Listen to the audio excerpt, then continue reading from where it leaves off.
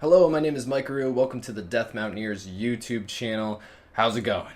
Last week on our channel update, I announced that I was going to be part of the GameZilla Podcast, which happened this Monday, the 15th, and I wanted to make sure that you guys were able to see it if you weren't there for the stream. So what I'm going to be doing here today is posting the entire live stream. This doesn't count as this week's video, but I just wanted to make sure that you guys had the best opportunity to see it and take part. Now, if you guys just want the audio version of the podcast, I'm going to put the links to that in the description. They're going to be on iTunes, Stitcher, and MotorCityGaming.com, where you can download it and put it wherever you would like. Make sure to check out Motor City Gaming's YouTube channel where I do my other work. I edit videos for them where we do podcast highlights, a show called The Snake Pit, which is really fun, and another show that's coming up soon called Pop Hunters. So if you like what you see, please let me know in the comments below. Let me know if you downloaded it on iTunes or Stitcher or actually went over to the Motor City Gaming website. That would be super cool, and I really appreciate the feedback. Hopefully I'm going to be on the podcast again soon, so if you didn't get to catch it this time, I hope to see you in the stream next time.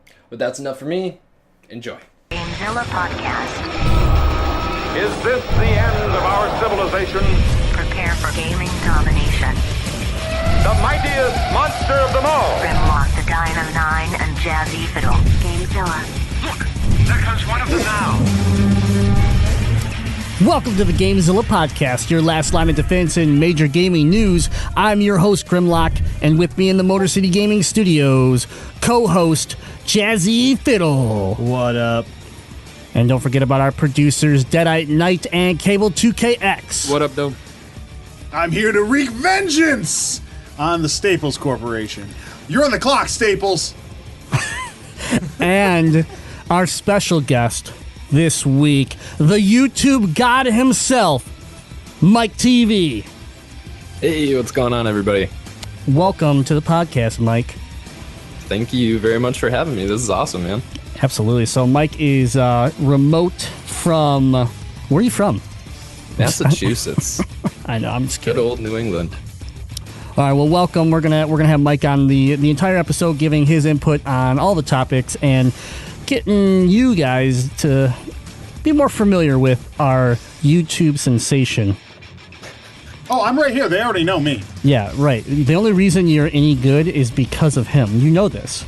I'm not going to He deny makes it. you... That's true. Yeah, he turns you from, like, bronze level to gold, okay? This is true. It's right. a team effort. Yeah, I That's mean, just what I do with you guys. Yeah, the rest of us are 10. Like, I'm not saying that we're better than you, but I'm just saying the only reason you're really, anything is because of Mike TV. All right. Welcome to episode 157 of the GameZilla Podcast. And, I'm happy that everyone's here. Jazzy, how the hell are you doing? I'm doing good. Yeah? Not as good as I want to be because my boys TSM decided to not show up for the international tournament this weekend and got kicked out. Let's just say it the way it is. They shit the bed, man. They shit the bed real bad. They shit the bed hard. They didn't even play like themselves, which just kind of makes me mad. Yeah, it was sad when, like, a no-name team that I have never heard of in Gigabyte Marines showed up and, like, outplayed them multiple times. And I was just like, okay, what is going on? They'll get it turned around, and before we knew it, it was too late, and they're out. Yeah, it was. They'd show, like, sparks of, like, the team they actually are, and then those sparks would just fade off in the distance, and then it was this team I'd never even seen. It was like, it's like they were C9. Wow. Wow. I'm just kidding. I like C9. Listen, okay, I'm repping the CLG. It's like they were Team Liquid. Okay, I'll agree with you on that one. Whoa, someone's got to stand up for Team Liquid. I'm outraged. I'm repping the CLG gear because North America did so bad that I had to go back to last year where we actually at least competed. That's true. And the CLG actually showed up. So that's the only reason I'm rocking the CLG gear today. But Deadeye Knight, how you been? I've been well, other than the fact that I was recently tricked. And by recently tricked, I mean I forgot anything about Destiny. I forgot. Oh, God, here we go. I forgot all about this. So here's the deal. I don't play as much Destiny as I used to, and I was like, I'm going to get Iron Banner this week. I went hard on Iron Banner this weekend. And then finally, last night I'm playing with Gangsta Ass Rick and Sci-Fi AJ. It's like midnight. I'm like, oh, guys, I'm one win away from rank 5. I want to hit rank 5. And so the boys were good enough to stick it out with me and grind it out. We had to play like 6 matches till we finally got a win so I could hit rank 5. And I go hustling over to the lady in the Iron Temple like, I'm going to get my loot. I'm going to get my stuff. And you don't get anything. And I'm standing there like, what? You don't get stuff for hitting rank 5 anymore? And then Rick was like, nah, man, you haven't since September. He's like, I thought you just wanted to buy a gun or something. I go, no, man, I don't want to buy a gun. And I was like, I stayed up way too late. For no reason. Like, why even have the ranks if you don't get drops for hitting the top rank anymore? I don't even know why you're playing. I mean, we're what? How many days are we from Destiny 2 where nothing transfers? Because I'm not a slave to League of Legends like you guys are. I play other games. You know I play other games. I play other games with you. What? Mario Kart while we're at work? It's another game. Because you can't play... Well, I guess you could play League at work. I mean, I don't play League at work. So I'm a little noob. So I went to bed saying that's the last time I'll be upset / tricked by Destiny 1. It'll never happen again. Destiny 1. I like how he puts in the 1. Emphasis on the 1 because he knows Destiny 2 is just going to fuck him all I'm over gonna get again. Duped. I'm going to get straight up bamboozled by that game. So, all right, Cable, what's been new with you? Nothing. Really didn't play that much this weekend. The only thing I've been playing is still this PUBG. And other than that, didn't play much this week. Cool. All right, and then our guest here, Mike TV. What have you been up to, buddy? Oh man, I'm just kind of playing some NBA Playgrounds for the Switch. Ooh, I've been working on a video for that. It's a lot of fun, man. I'm kind of enjoying it quite a bit. Like, I really enjoy the old arcade style sports games. Not so much of a sim guy myself, though I do like the NHL games that still come out. But yeah, pretty much just that. Putting my time in with Mario Kart, trying to 3-star all the cups and everything like that, which is just masochism. Oh my God, I know. But yeah, I mean, as far as video games, that's pretty much it. I'm looking into some more eShop downloads for the Switch until we get some actual like hard copy games. But man, what are you talking about? ARMS is right around the corner. Oh my God, no. ARMS! yes! Oh man, it's gonna be the sensation of the video game world. So, Mike, let's go back to NBA Playgrounds a little bit here. You've played NBA Jam. This is not as good as NBA Jam. Can you at least say that? Oh, definitely not. Okay. I have NBA Jam for the Super Nintendo. Back when I was working at the barcade, we had it there in the cabinet form. And I also really like the one for the N64 as well. Hang Time. It's not... Sorry, go ahead. The game was Hang Time. NBA Hang Time? Yeah. Oh, whatever. Sure. So go ahead. What were you going to say, though? Oh, yeah. It's interesting in the way where you can still do some, like, really awesome dunks and stuff like that. Mechanics are decent. The game is, like, really challenging, but you can't, like, light the ball on fire for real or break the glass, which was my favorite part as a kid. It's definitely lacking some defining features, but it also adds in some motivation with unlocking the characters and other things like that, which is pretty cool. You know, you can get new balls and stuff like that. I don't know. It's not as good as Jam, but it's trying. I appreciate the effort, you know? Can you hold world records? Do you get the sweet drop down when you start a game like 5-game win streak, world record, #1 offense? You don't get any of that? No. It's not worth it. No. I mean, the one thing that it's definitely lacking is a better score. There's only a couple tracks like throughout the entire game, and what are they? Announcers. The announcers end up repeating themselves very quickly. Like, you'll get used to everything that they say within 2 hours. Yeah, I noticed that. And as far as referencing your the unlocking of the players, I do find that to be fun, but it goes back to what we just recently talked about, and that is simply this whole like loot box, like blind grab type thing that I almost kind of like, oh, I get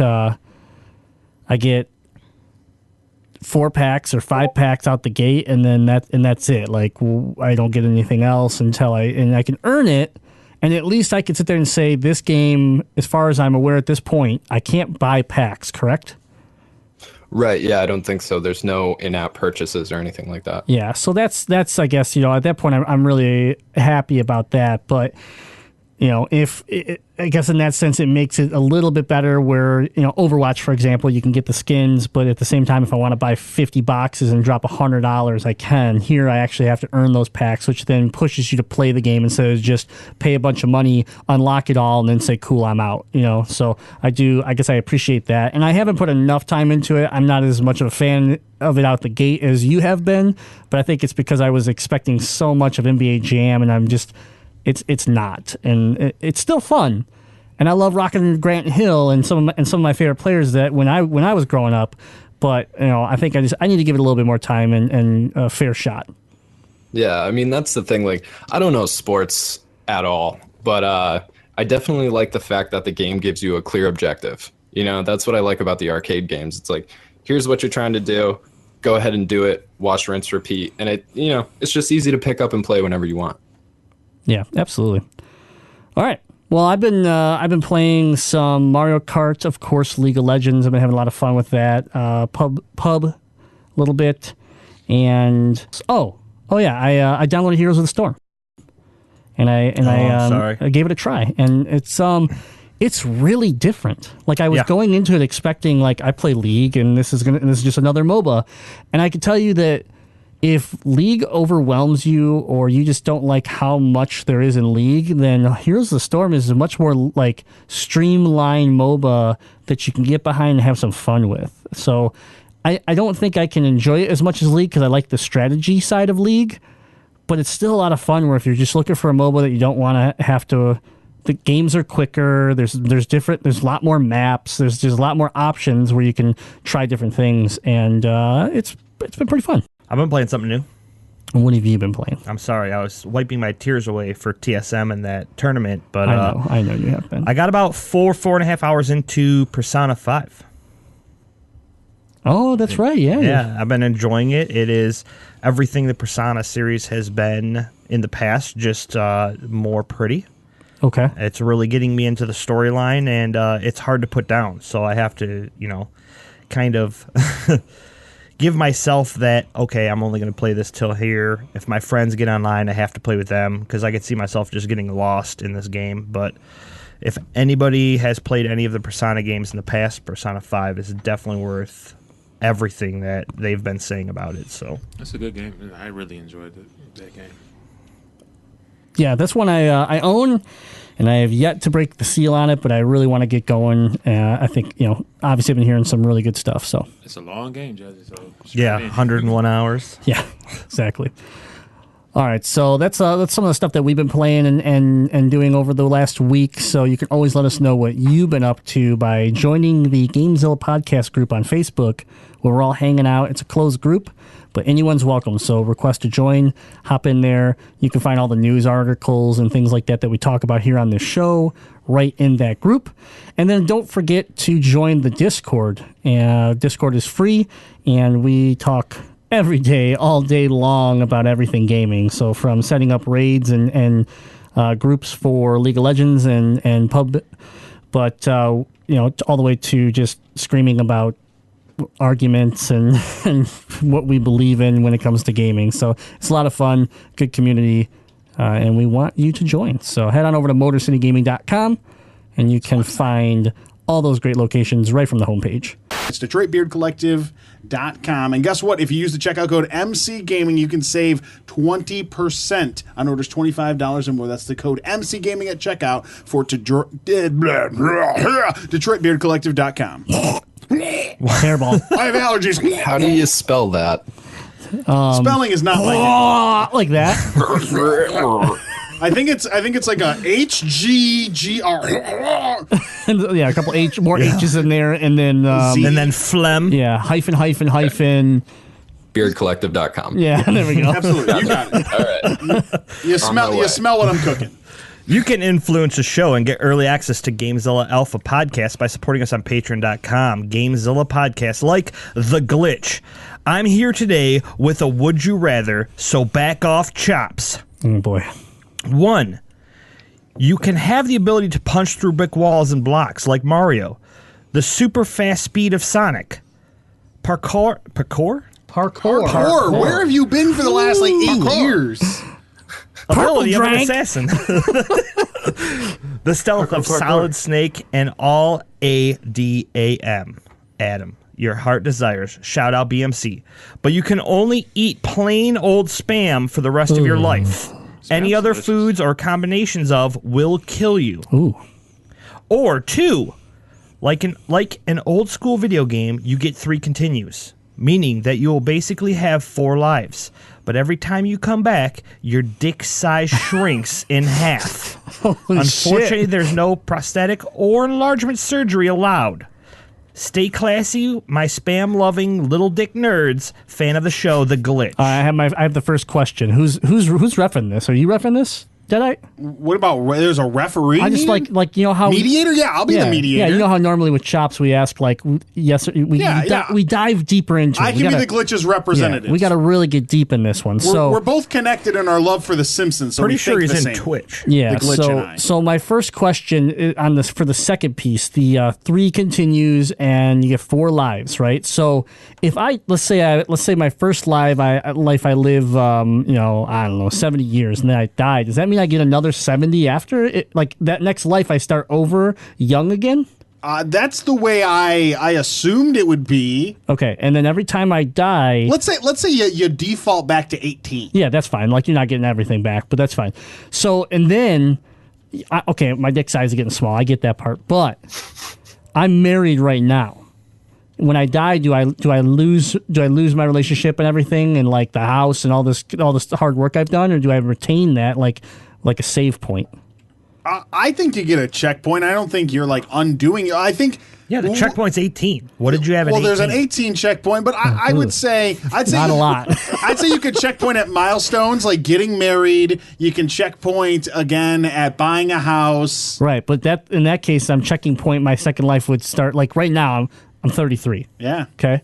So that let's just say I call checkpoint. When I die, I would be 33 again. Yeah, I'm gonna say yeah. Okay. Your milestones, your checkpoints. If you But have a I'm child, already that's your next married, checkpoint. so like I'm already locked into a relationship. My wife loves me, so hopefully my dick size isn't as important. Oh, it is. It probably is. I know. I'm just really trying to figure out how I can be not immortal, but close, but next to immortal here.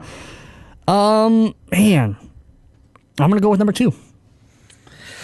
Oh, man. It's not going to be the popular choice, but that's why I'm going with it. Number 2, give me the shrinking dick, but I get but I it's get to cut live. in half. So after your first death, you're pretty much gone. Listen, you're not married, okay? But I can tell you that as years go on in relationships, once the marriage happens, certain things just don't happen as much. So when I was Deadite and a newlywed, I spent most of my life in the bedroom, okay? Like, that's basically what happened. I can tell you that that's not the case anymore, okay? Like, we've explored that realm in many, many ways, and now we're like, all right, you know what? We'll do it when we do it, and we'll just do all sorts of other fun stuff also. This is going down a path I never planned on. It's just normal. Glitch. He took us down this dirty, dark path. He never took us down. He never wanted to hear about grim sex life. Well, you Everyone just... wants to hear about talking my about playing sex video life. games. Well, Totally listen, different. yeah. This is a video Not game, sex. okay? Video game sex podcast. What? All right, next person. Love Line with Grimlock and Jesse. Jazzy, what do you pick? I'm picking number 1 because I feel like this life I'm going to be super badass. Yeah, I got to eat Spam. So what? But I'm going to be super badass for 1 lifetime. I don't need 4 to be badass. Plus, here's what's going to backfire on your little number 2 plan, all right? All 4 of those lives, you know me. Suck it. That's true. You are locked in every You're checkpoint locked he's into been there. Jazzy for 4 lifetimes now. I don't see the problem with that. You picked this one, so you're a badass, so I get to ride your coattails while I live forever. I didn't think of that. It's a good call. Yeah, thank you. Here's the issue with option 1 that Jazzy picked. Jazzy, if all you eat is Spam, you're going to die super fast. Yeah, that's true. Your sodium is going to be through the roof. You'll be dead by, what are you, 32 now? 33? You'll be dead by 35 and a half. Yeah. Hashtag worth. Cable, what would you pick? Number 1, Spam and eggs is delicious. You No can't have eggs. eggs. You can't You'll have die. eggs. Just only have Spam? Yeah. Just Spam. Any other foods or combinations will kill you. I just eat Spam. All right, Mike TV, where you at with this? Oh, I'm definitely going number 1. It's for that Sonic speed. Getting the speed. Now, You could run so fast you could just reverse time. I'll be No, 33 no, forever. you can't. No, Superman style. Yeah. mediator, step in here. That's not possible. no, yeah, that's not how that works. Sonic is fast as fuck. He's not that fast. He's not that fast. He's a blue blur. He's not lightning. Yeah, just figure, what do I need 4 lives for when I can get everything I want to do done in 30 with seconds. with my Sonic speed, man. You gotta go fast. See, Not a bad answer. I'm for sure going 2 because let's be honest, my loins are already disappointing as Yeah, it is. right? I know. You might as well just give me a vagina. Yeah, half it. What's it matter? I'm already disappointing. So I mean, the thing is, Cable should have picked that one because I mean, you could kill him 3 times, he'd still have a third arm down there. So It's like a giraffe. yeah. Oh my god. Yeah, It's so- tied to his Giraffe. ankle right now. Yeah. So I really thought Cable was going to go that way, I'm and a then he tripod. didn't. And I was like, oh, okay, well, Maybe in my third life, my dick will be so small, I'll have a sex change and just see, like, hey, I'm going to see what it's like. yeah, why not? I want to try the other side of it. No enlargement or surgery is allowed. Yeah, no- Technically, that's a surgery. I could still be, I could still identify as a female. That's true. I mean, this is Yeah. 2017. Don't tell me what I can do, Jazzy. I'm just saying you Jazzy, can't you're have a biggie. surgery. I don't know. I never said I had surgery. I said maybe I'll just try being a female. Yeah. Also, Gigi Allen had a micro I penis. have a butt. You can I'm get just saying. places. And that guy did weird things with feces. Yeah. This is okay. We gotta move on. This is a video game show, and then we're getting way off topic It's here. not a podcast unless someone says micro penis. Yeah, there we go. Now we're good.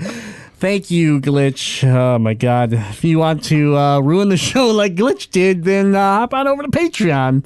Just for you, Glitch, I'm eating splam. Splam. I'm eating splam. I'm eating splam. Splam. That's an off-brand Yeah, spray. that's because I was going so fast like Sonic. I No, slurred it's the just word. because you can't No, talk. Sonic is It's very okay. articulate. You're a mess. You're a mess. That was a quick response there, Jess. Like Sonic fast. All right. Well, let's get into some news. I'm searching the web for the latest gaming news. Searching MotorCityGaming.com. Downloading headlines. Now let's have fun about this monster story of yours. Download complete.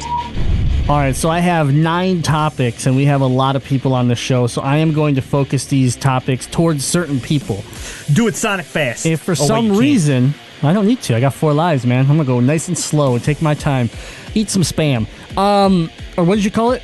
Splam. Splam. Eat some splam. Splam. So if for some reason I don't pick you for a topic and you really have something to say, just raise your hand, let me know, and I'll make sure to add you. But first up, Nintendo is reportedly developing a Zelda mobile game.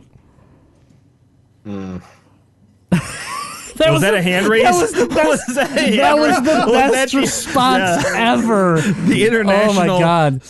Mike is on board. Jazzy, you can go home. We got a new co-host. He reads Oh, I didn't me. know that if you made an orgasmic sound in the mic, you just instantly got co-host. Come on, how do you think you got the spot? There was a lot of work behind the scenes. No, it was mainly just the groaning and the moaning. Yeah. Little bit. That was not orgasmic, man. Yeah. So Nintendo is bringing Zelda to mobile. Wall Street. I've heard that moan plenty of times. You see why he went with option 1. Wall Street Journal claims that The Legend of Zelda will follow the footsteps of Animal Crossing, which is the next app coming out by Nintendo, along with Super Mario and Fire Emblem, as the next big name that Nintendo franchise is heading to the mobile device. Although not much information was offered, the Zelda mobile games would follow the Animal Crossing app that is reportedly being released in the later half of 2017 after several delays. So, the Legend of Zelda on mobile will be developed by Dina, which means nothing to me. So, Dina sounds nice. originally Nintendo did promise 5 mobile games by 2017. However, only 3 have come to fruition before this date, which are the Miitomo, Super Mario Run, and Fire Emblem. So, with that being said, is anyone in this room excited about Zelda coming to the smartphone? Can I go? Yeah, absolutely. Go ahead. Yeah. I don't know. It's always hard to say with Nintendo because you never know when they're going to come out with something that sounds really stupid but ends up being brilliant. I bought into Miitomo. I played it for about 2 weeks and then gave up. Same thing with Mario Run, though I didn't buy it. It wasn't bad. It was what it was. And my girlfriend plays the Fire Emblem one from time to time, and that actually got some pretty solid reviews. But I'm just not interested in it. I don't really do a lot of like cell phone gaming. It really depends on what they try to do with it, because it could go so bad. Yeah. It could go really bad. Absolutely. Like, I mean, you come out and tell everybody that the reason you discontinued the Nintendo Mini, NES Classic, and the reason why you're doing things is because of resources and making sure you're putting your resources where you want them. And it's like, and I get it, smartphone market is a very big market, but do you really want to dilute and water down your IPs in this way? I mean, ask Sega how that's worked out for them. Okay, ask how Sonic's doing right now. yeah, I'll let you know. It's not very good. So, I mean, I know, Deadite, you played the Fire Emblem game, and actually, you for a while there, you enjoyed it, but just like every other game, it died out. Can we talk about that while and how it was literally about 18 hours? Still, It was like the course of a day, and then I never once opened the app again. yeah. I downloaded the app and played it and started it up and realized that I had to read a bunch, which I was at work at the time, and I shut it down. I'm like, oh, I'll get back to this later, and I never did. So, I played Mario Run, didn't buy the $10 enhancement because I was just like, you know what? I don't think this is worth $10. It's just another temple run. It's just another running, tap the screen, and it's just with a character that I'm familiar with. It's not enough to get my $10. The problem this game faces is it's coming out after Breath of the Wild, which people are losing their lives over. So there's no way this mobile game is going to hold up to what people are going to compare it to, which is Breath of the Wild, because it's the freshest Zelda in their head. Yeah, but I think we were talking about something on the Legend of Retro recently, and that was that if you think about Final Fantasy Tactics, a game that people really enjoyed, right? But it came out after Final Fantasy VII. Okay, so it was riding that high of Final Fantasy VII, and we haven't really seen another Tactics because that game is so brutal. It's so difficult that it really wasn't a series that I think Square Enix thought they could make 10 Tactics games and sell well. But they rode very well because everyone that played 7 goes, oh, a new Final Fantasy game. I love 7 so much. And then they bought Tactics and they're like, ooh, this is way different, right? And so, like, yeah, you might get that initial, like, hey, I played Breath of the Wild, oh, another Zelda game, and then they go into it and they get super disappointed by it, and then because of it, maybe they don't come. You lose the fringe people, you lose the semi fans, not the hardcore fans, but that group that you're really trying to grab most of the time and you're fighting for all the time, which is the semi gamer, the just semi nerd that maybe casually games, and because of it, they're turned off and they don't come back. Yeah. That's what I worry about. Slapping the Nintendo name on it, though, is going to give them that drive right off the bat. Absolutely. I don't think, and hopefully we're wrong, but I don't think that they're going to come up with a movement-based game like Pokemon Go was. No, I don't think. Who knows? Yeah, I mean, I don't know how you would do that with Zelda, but they could prove us wrong, and they have before. So, okay, well, I'm not excited for it. Mobile gaming doesn't do it for me, so I'd rather them take that resource of mobile gaming and get my my virtual console built and on my Switch. That's what I'd like. But all right, next topic we have Lego Marvel Super Heroes 2 announced. So Warner Brothers press release has announced that a game will be released on November 17th for the PS4, Xbox One, and PC, with a Nintendo Switch version to follow in time for Christmas. I bring this up because I really enjoy the Lego games, and Brick Bitch loves the Lego games. But out of the Lego games, Marvel is just phenomenal. Like I enjoyed the Marvel Lego a lot, and to know that we're getting a second one here with a Guardians theme and more current Marvel storylines going on. I'm all in, and to be able to maybe hold out and play this on a Switch, I think a Lego game on the Switch would be phenomenal. Thoughts on this one, Deadite? Lego is fun. Fact. The games are fun. Mm-hmm. Until the quality drops, keep bringing them. keep giving us these games. I'm excited. I'm excited that they're bringing another one around, and it'll be fun to play. Yeah. I don't think I have anything real insightful to say other than I'm encouraging of the idea. Yeah, I mean, I don't think we need to spend a lot of time on it. I just thought it was a cool announcement that we know it's on the way. And keeping in tune with this, our next topic, Parappa and Gitaru Man creators unveil project Rap Rabbit.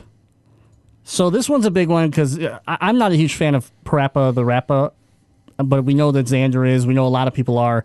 But I am a huge fan, a new fan, to the game Gitaru Man, which was a game that Xander as well showed us, and it was before its time. It was a rhythm game that was before Guitar Hero. And it's a really unique game, so it's for these two to come together and work on a game for the PS4 and PC, it's very promising. So the Kickstarter is seeking $1.1 million in funding for their previously announced rhythm-based adventure game titled Rap Rabbit. So you can find it. They are launched already. You can find the Kickstarter page. Project Rap Rabbit is in the works for both PlayStation 4 and PC and will be an explosive mix of Japanese folklore and traditional artwork, hip-hop, and humorous battle rap face-offs. I'm in. I want to see this come through because the artwork looks really cool. Gitaru Man's amazing. So anything that that creator wants to make, I want to support it. So I think it's important to also say that they have stretch goals too. So if they make 3.1 million, they'll actually make an Xbox One version. Yep. And if they go to 4.95 million, they're going to put it on the Nintendo Switch. Yeah, so which I think could be huge. Yeah, that'd be actually that'd be great if they could make it all the way to that. That would be the version I would want again. So, but yeah, you had me sold at Japanese culture and old school Power Rapper, the Rapper Man. Like, yeah, absolutely. It looks really cool. So, and then our last big announcement as far as upcoming games: the Binding of Isaac developer teases a new project. So anytime that Super Meat Boy and the Binding of Isaac designer Edmund McMillan talks, I listen. So Edmund McMillan and his programmer Tyler Gale have been working on a completely new project that will be announced sometime in the near future. So we don't have details on it yet, but they did make a post on Tumblr outlining the game's upcoming booster content and teasing the new project. So saying it's hard, it's weird, it's personal. It has amazing controls, it's totally new, unannounced IP, and it's easily one of the largest games we have ever made level-wise. Grim, how much pressure do you think is on them right now after two smash successes for such a small dev team of two people? I mean, going from Meat Boy to Isaac, what do you think? I think, this is tough for them because they have had such success with their first two releases that I feel like this developer is in that same boat as the developer of Flow into Flower into Journey. And it's like, how do you follow up Journey, right?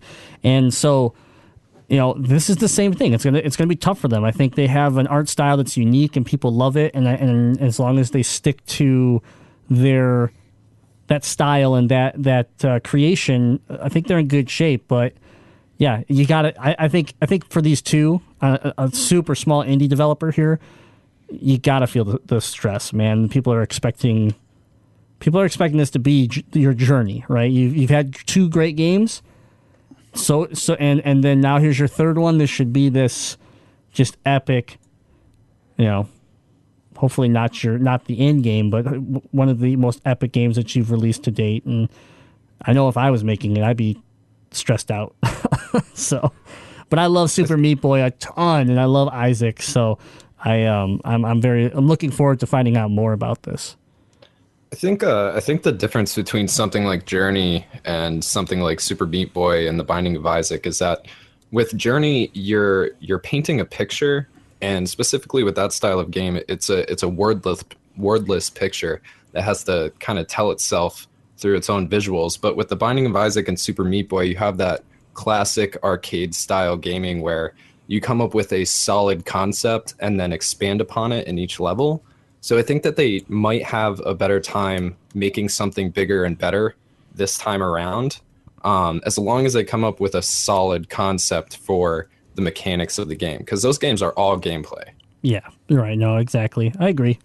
And I think, again, with what they've shown us so far, they're clearly capable. So I'm looking forward to it. The only question you have is when they start to talk about the biggest thing they've ever made, the largest levels, when you're talking about a two-man team, that you start to worry about delays and hitting those walls where you just two people isn't enough, and then all of a sudden, you start to run into Axiom Verge issues, and games like that have seen small team development has seen those huge delays because they just can't get the work done in time.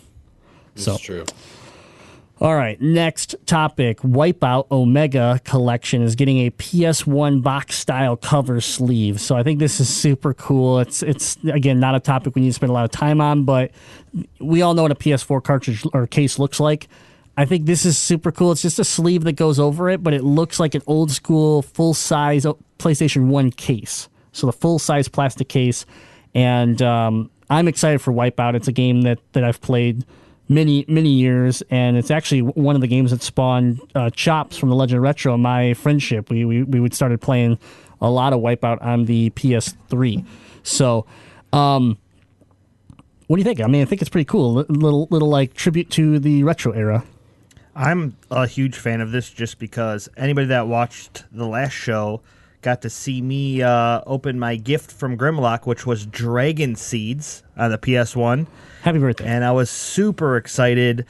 Having the package with the sticker still on the back, took me back to Seal, all the different symbols and the way that they put the players on the back, and just I love that art style. It reminded me so much of when I was big into gaming, and that being a huge game for the time that of the PS1. I played a ton of Dragon Seeds, so being able to see that kind of art style back on a PS4 game is super cool.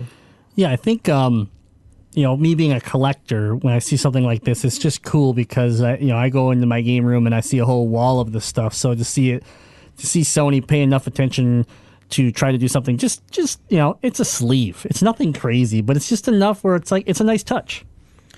Sony's doing something smart. They're doing something that Nintendo has been doing for years that up until this point, Sony hasn't so much been able to do. Microsoft hasn't done it all, and they're starting to capitalize on their history. They're starting to cash in on some nostalgia, and that's something that Microsoft hasn't even touched.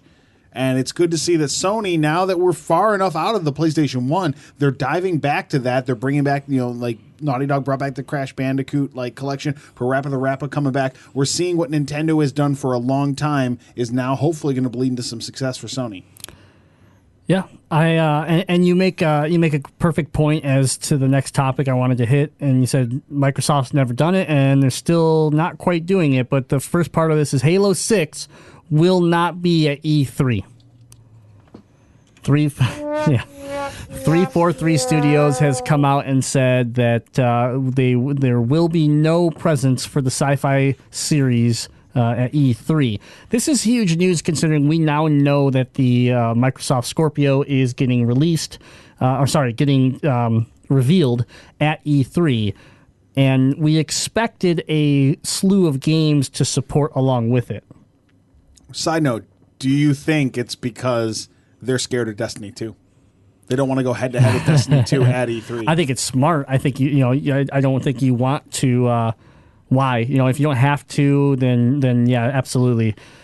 But I think if you believe in Halo, you believe in your franchise, and you still believe that this developer with 343 is the team that's going to keep Halo afloat, then at the same time, I almost kind of feel like, well, it would be great if you did stand up to Destiny. If you did say, hey, nice work, Bungie, but we got you.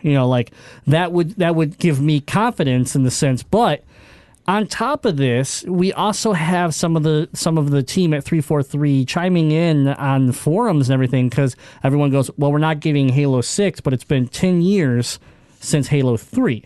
And if you look at the track history, 10 years from Halo 2, we got Halo 2 Anniversary in the collection.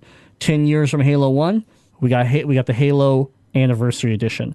So everyone's like, we're going to get the Halo 3 Anniversary Edition. It's coming. They're going to remake Halo 3, which they did not do in the Halo collection on the Xbox One. You got Halo 3, but it wasn't remastered like Halo 1 and Halo 2 was.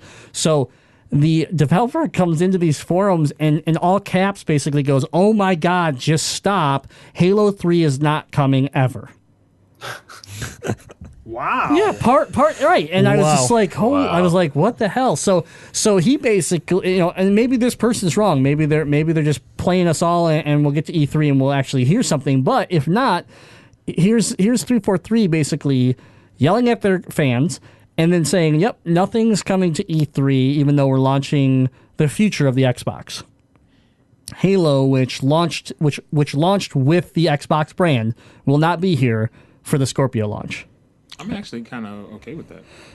I mean, I am too, in the sense of how upset I was about the fifth installment. But realistically, Cable, if you were a Microsoft fan, if you were I want Microsoft to succeed and I want the best of Microsoft, Halo needs to be there.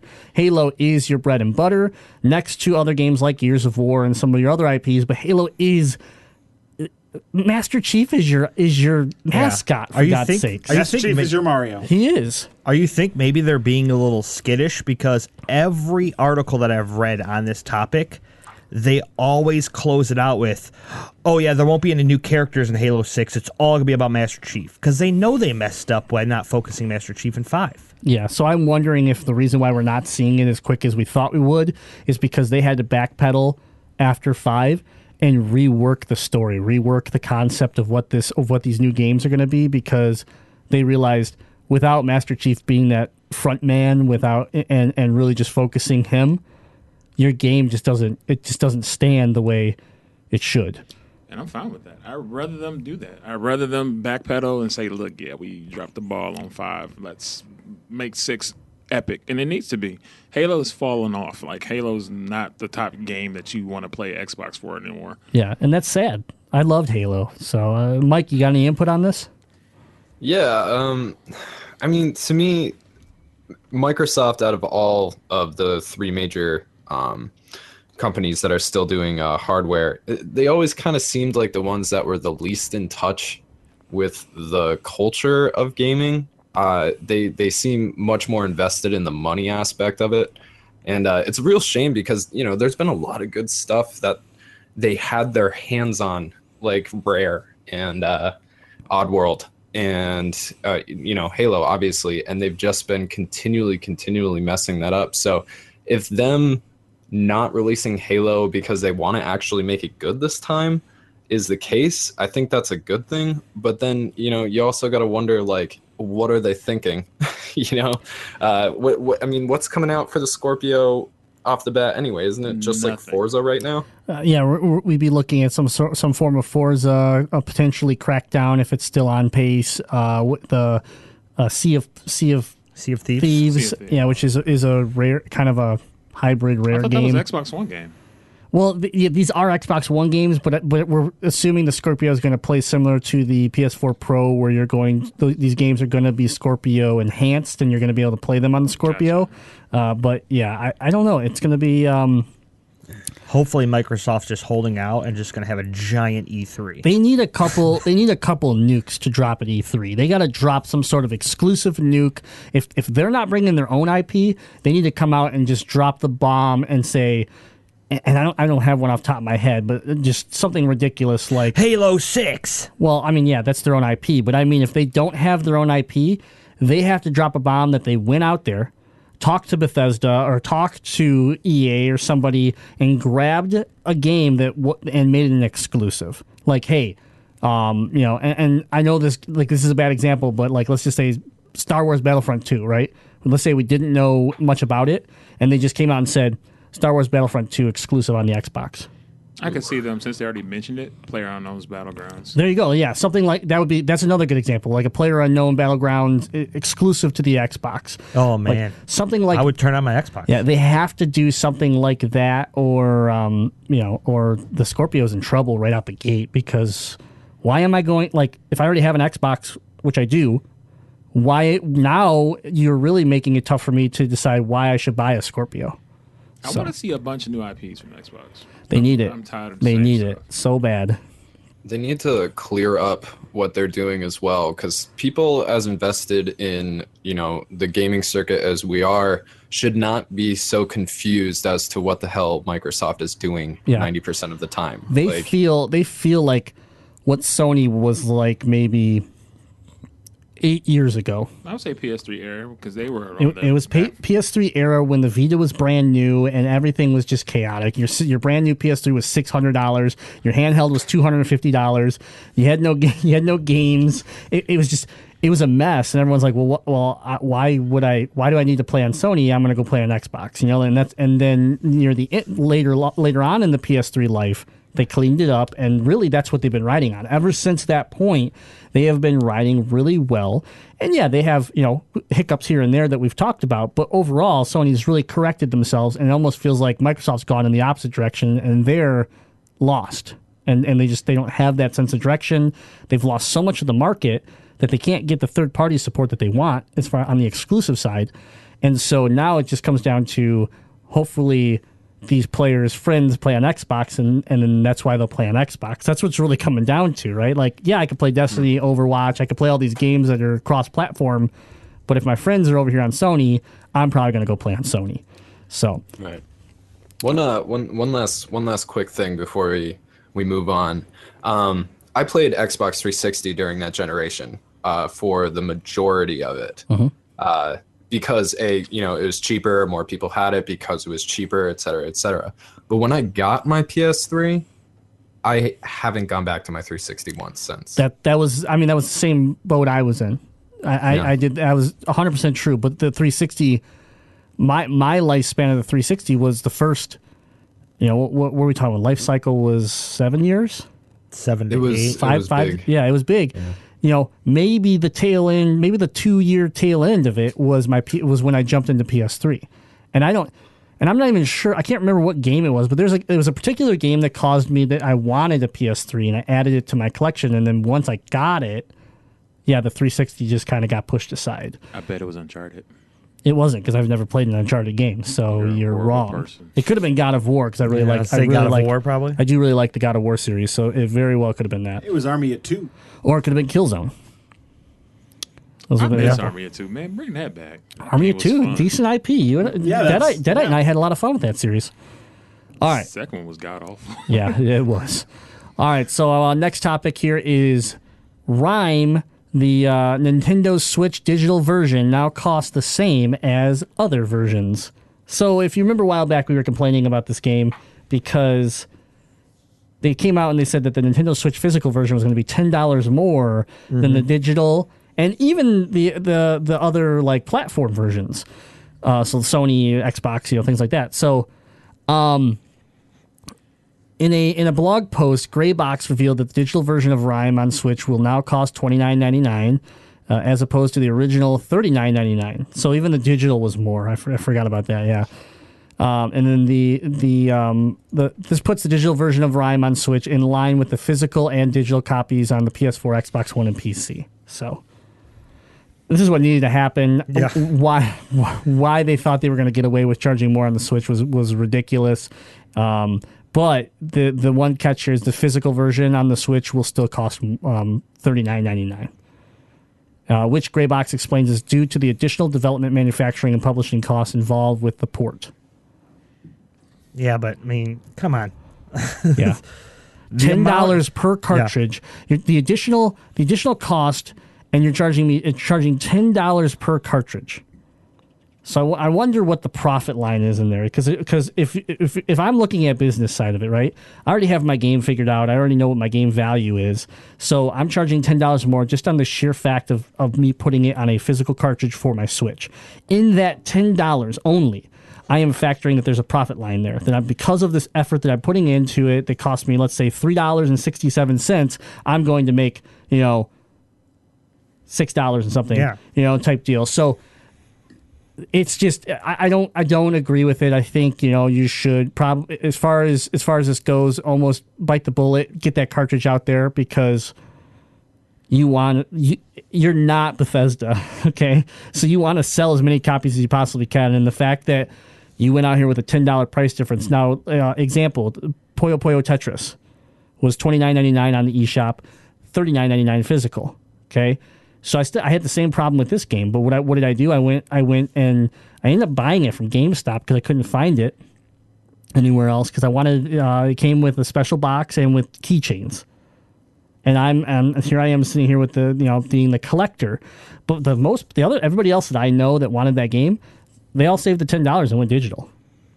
This is just like the logistics of selling anything, So you have an item, and it's going to cost you more to ship it overseas. You don't boost your price up for selling it overseas. You market the hell out of, your local community and try to sell more there to counteract the cost. It's simple.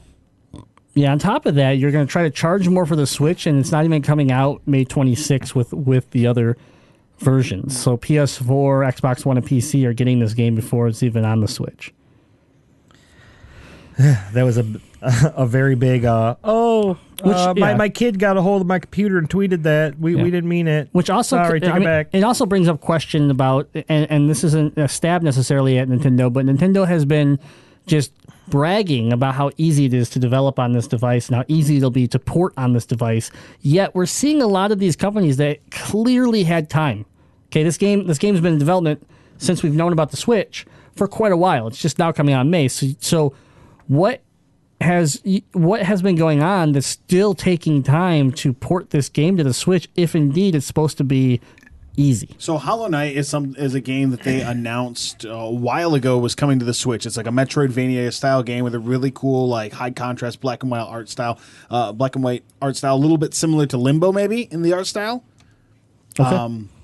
I read today that they think it's gonna take possibly 6 months to a year to port, and it was originally set to come out on the Wii, or it's already out on the Wii U.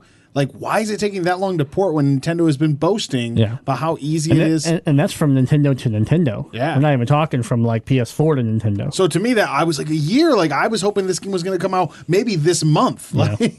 Yeah, that's interesting. Crazy. That's concerning to me. I think if this really is a problem, I think we'll start to hear developers complaining more and more. But we'll have to wait and see. Is it got to do with it being on a cartridge? It supposedly wasn't supposed to be an issue. That again, Nintendo's coming around saying it was supposed to be easy to make this adaptation, to make this adjustment to be able to play on the Switch. And games like even Minecraft that just came out for the Switch is running in handheld and dock mode, stuck in 720p. And everyone's wondering, well, why isn't it running in 1080p? Microsoft simply came out and said, it's not the Switch. The power is there. We can't figure out how to program our game so that when you take it from handheld to dock mode, that it ramps up properly and the game continues to function right. So down the line, we could see a patch here for Minecraft that fixes this. But even Microsoft themselves, who own Minecraft, came out and said the issue isn't the Switch. The issue is we can't figure out how to make it work right on the Switch. Well, that tells me right there that the functionality of developing your game or pushing your game, pre-existing game, which was already on the Wii U, to the Switch and just giving it a resolution bump, doesn't seem that simple. I don't know. This makes me wonder what language Minecraft is developed in, because the Switch, when they came out with it, they said that it supports very specific things. I believe some form of C or C++. And Unity, which I believe is in C as well, and then it supports the Unreal engines. But if Minecraft isn't programmed in one of those languages, it might be an issue with that. True. Yeah, it's possible that we've seen it before. I mean, Axiom Verge had a huge issue with this. So, yeah, it's very possible. I would like to know more, and I think as we move into the first year or the first year of this cycle for the Switch, I think developers will be a little more vocal about what's going on and the obstacles that they're running into. So, all right, next topic is PlayerUnknown Battlegrounds raises nearly $225,000 for children's charity.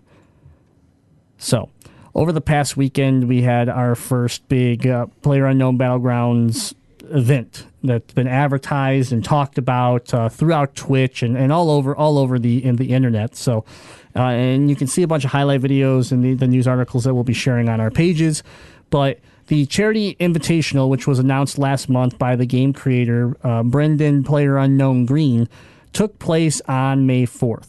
The event featured 128 streamers from North America and Europe who were grouped in teams by region to compete in a series of matches. The money was raised during the event will go to Gamers Outreach, which we've heard a lot. We know a lot about here locally with Gamers for Giving and Gamers Outreach, an organization that provides hospitalized children with equipment and software to help them cope with their treatment. So, I just think this was, it's pretty straightforward. A lot of money going to a good cause based off of a new exciting game, and I always just like to give a platform for people doing good things in our community. So, congratulations to a successful event and raising a lot of money for a good cause. I love seeing these like stream events raise this crazy amounts of money because like you hear about like the breast cancer walks and like all of these different like charity events that are typical, as we can call it now, but being able to take gaming and turn it into a charity event and raise this type of money is huge. Yeah, no, it is, and it looks like it's only on its way up. I think the popularity of this game is growing, and they'll be able to have more events like this and continue to expand on it. So that's good. Did you watch any of it? I watched a little bit of it. I think you had been talking about it. I watched it. It was a great event. Yeah. My team was Dr. Disrespect and Tim the Tatman, and Josh OG and Summit was my other team that I wanted to win. But I think Grims and some other guy. I forget his name. It's different. Yeah, Grims won and Lyric. Oh my God, Lyric is just a beast in that game. But it was a fun tournament. It was just fun to watch like if you wanted to watch more of a comedic side, you look for Tim the Tatman, and I think Cream was another one. Like Amor Baru, who's another kind of a comedian kind of streamer, and you watch their streams from their point of view, and it was hilarious. Especially Dr. Disrespect, because he's him being him as a streamer. It was just hilarious to see how they were talking smack to each other. And they're streamers, and they all know each other, and they're all friends outside of streaming and stuff and going to events.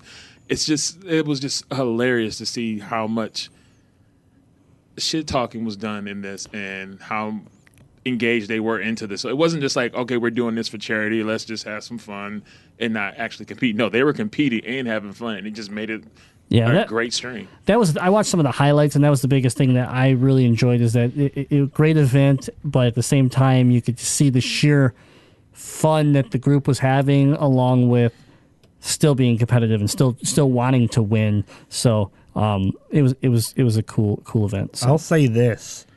Right when I thought like I was starting to get decent at this game, like, oh, okay, I'm starting to pick up some kills. I'm getting higher up there, almost getting to my chicken dinner, Then I watched this event and I'm like, holy crap, am I so far off of being good at this game? Yeah, I never thought that. I know I'm terrible at this game.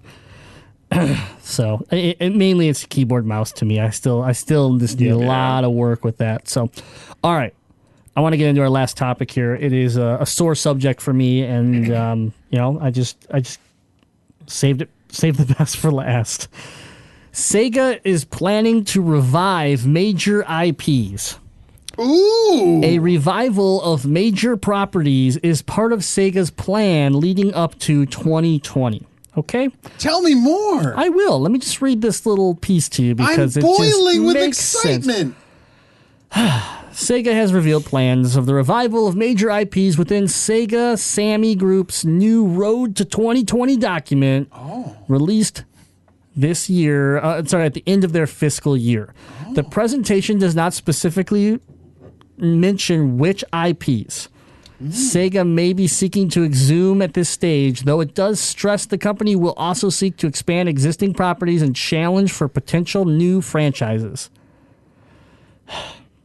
The strategy is to resurrect major IPs is noted as one of the major points in Sega's goals for the packaged game field. Okay, so again, you'll want to head on over to Motor City Gaming on Facebook and look for this article because there are some screenshots here. And the packaged game field has some bullet points. I'm so excited. All right. Here we go. Digital game field. Create titles that will become global hits. Interesting. I can think of a few that you already have that you never did anything with. Oh, sorry, I'm getting distracted. Establish digital marketing business. Expand. Oh, my God. Expand overseas publishing business. Ooh. Okay. Seems smart. Seems wise. Maintain profits through long-term operation of existing titles. Jazzy, that sounds good. Yeah. Develop next generation titles. Okay, those are your bullet points. But there's 4 pictures that I'm staring at. Okay? And there's only 2 that I'm really going to reference right now. Puyo Puyo Tetris. Oh, yeah, we know about that game. We know a lot about it. You know what? Wow, I never enjoy heard of it. I enjoy Puyo Puyo Tetris. I love Tetris, and I've never played Puyo Puyo.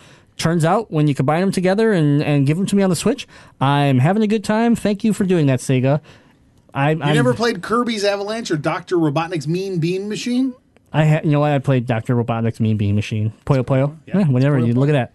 So, okay, good job. I like that. The other icon on this little image here put me into a rage that I have no control over, and that is Phantasy Star Online 2. Red alert. Phantasy Star Online 2 is the game that I was waiting for years. Sega, for years. In 2012, you told me it was coming. It's 2017 and I still don't have my game, yet you put it you put it on your document like you still think it's going to work over here when it's, 5 years old? Let me just... Red alert. Massive butthurt. Thank you. Critical What the damage hell detected. do you think is gonna happen here? Like, why do you hold this press conference? Because Sega's not doing well, we're losing money, the reports haven't been good. Oh, I know. There's this thing called Phantasy Star. I think it used to be popular over here, but we bailed on it 5 years ago. What the hell? Now it's part of your business plan? Okay, well, I've been playing on the Japanese server because all of us over here in North America never knew when the game was coming. You even have a goddamn website, Phantasy Star Online 2 NA. Like North America, you have a fucking website for the last 5 years that hasn't been updated. Yet we have to sign on to this game. No, you're confused. NA stands for not actually happening. Probably. You know what? Fuck me, right? But seriously, I play on the Japanese server with a bunch of other English-speaking people that took over an entire server and translated everything and created plugins to help understand what we're actually doing. I mean, what? Why? Like, I'm just so mad at them right now. Sega, I loved you. I love Dreamcast. I grew up Sega Genesis boy, and Phantasy Star is one of my favorite games of all time. And you just sit here and you slap it on there like it's something that like is new, or it's something like, oh yeah, we haven't fucked you for the last 5 years by not giving you this game, and you're like, it's part of our plan coming up to 2020. It better be your plan in 2017. It better be your plan at fucking E3 this year. Or guess what? I don't care anymore. Okay? I've been there. I've done that. Your game's old. You need to come out with, I don't know, Phantasy Star Online 3 and release it over here. And then maybe I'd be like, all right, at least they're trying. Don't take your old garbage like, I don't know, every MMO that's on the PC for the last 10 years and then goes, okay, well, let's slap it onto the PS4 for free to play so that we can just grab some more subscriptions because our game's dead and the growth has just been stagnant. That's exactly what you're doing. Your growth on this game is clearly stagnant. No one wants to play your game, or the people that are playing your game, they're already there. So your only growth now is to hand a 5-year-old game to us and say it's your plan to road to 2020 and make Sega relevant again. You would have been relevant 5 years ago if you would have brought the game out the way you were supposed to. This was supposed to be a game on the Vita that you could play, and then you could cross over to the PC, and you could cross over to the PS4. And guess what? Japan got it. Guess what? Certain Asian continents got it. But you know what? We didn't get it, and Europe didn't get it, and a bunch of other places didn't get it. So thanks a whole lot for nothing, man. Thank you. I really appreciate that you put this on your document. Did you take your blood pressure medicine today? No, I have a headache now. Man, the road to 2020 looks bright. It sure does, Jazzy. I'm really excited for you and I to play Phantasy Star together while Grimm's being salty about it. Can't wait. Sega Sammy's recently released financial results were positive. They were I have no idea what's going on with Mike right now. He keeps jumping in and out of the podcast, I think, guys. So if you keep hearing noises, that's what's happening. He's also super upset about Fantasy Star. I think he's screaming, so he keeps muting himself. All right, I think we just got Mike back after having, I don't know, did he leave? Did he bail on us? Mike, you there? No, I'm here. Oh, what's up, man? Now, you're super upset about Phantasy Star just like Grimm, right? You're just as heated? No. He just got excited about it, tell you the truth. He just got tired of me yelling, so he just kept leaving the chat. Go ahead, tell us why you're excited for a 5-year-old video game, Mike. Oh, I don't know. I just think that like anytime I have a real soft spot for Sega. I just think anytime that they're actually actively trying to do something good, that we should encourage them and pat them on the back and give them a juice box and let them do their thing. You know, I mean, that's how we treat Jazzy. Harmless. It's true. Yeah. It is true. Exactly. 100% fact. Jazzy likes his apple juice. Got that high C. Will you quit hitting your mic stand? What are you doing? That's not me. I didn't hit it. It sounded like you hit it. Nothing to hit. Anyways. Is there any more from Sega? Yeah, there's 100% more than this. Packaged Game Field. Okay, we talked about digital Game Field. Packaged Game Field is expanding existing IPs and obtaining new IPs for North America, European PC games. So they want to look into expanding into PC world. Phantasy Star Online back 2012 would have worked right there, but no, you didn't bring it over. Build revenue base by being entrusted with outsourced development. So, yeah, you're going to develop for other people when you can't even develop your own IPs. Sounds good. Challenge for new IPs. Whatever that means. I guess you're gonna do a bidding war with everybody else that has more money than you. So good luck with that. Revival of major IPs, which we already talked about, and effective utilization of development engines. Good. I think that challenge for new IPs is for them to get back to Shenmue. It's not a new IP, Cable. That's not what that means. It's not technically not new. It's like Nintendo's coming out with this new game called Super Mario Brothers. It's not new. It's not a new intellectual property. It's new. It's a new game. All right. Mario has a hat now that talks and has eyes. So doesn't make it new. That just makes it different. That's why you don't like hats? Zelda's open world, and we're not calling Zelda new. It was just the next Zelda game. Totally new. Brand new IP. Oh my God. New intellectual property. Sega recently released financial results which were positive regarding the company's performance in games with a launch of Total War Warhammer, Persona 5, plus continued robust sales for Phantasy Star Online 2, attributed as contributors for profit growth. So, they still have people in Japan and a few other areas that this game released in playing this game. So now they're like, oh, maybe other people want to play this game. Wrong. The ship has sailed. The Grimlock ship has sailed. My thing with Sega is I get mad at Nintendo. We've been mad at Nintendo for decisions they've made. We've been worried from a Nintendo, and the reason why is because we've lived through Sega. Sega was this little guy that was competing against Nintendo. It was competing against the behemoth that was the Big N, and it just made piss poor decisions and killed itself. It was just like, hey, look, this gun, it's fun. I'm going to point it at my face, and then it went off. And that's when you released the Sega Saturn without telling anyone. And then you're like, that did really bad for us. Let's do it again with the Dreamcast. And now you're going to come out and be like, well, we're going to revive some IPs that we've just completely abandoned and pissed people off. But don't worry, now we realize the error in our ways. Nintendo's like that kid that's super good in high school, makes it to college, and does a little drinking, and the grades start to slip. You're like, what are you doing, young man? You need to get your grades together. Sega's like the kid who did a ton of drugs in high school, didn't go to college, and you're just glad that they're not, strung out and dead. It's like, well, you're still alive. We're glad you're here working at the gas station, Sega. So, but Nintendo, Exactly. we think you can finish your degree.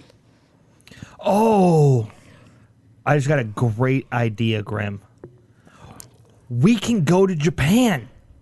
and then play Phantasy Star.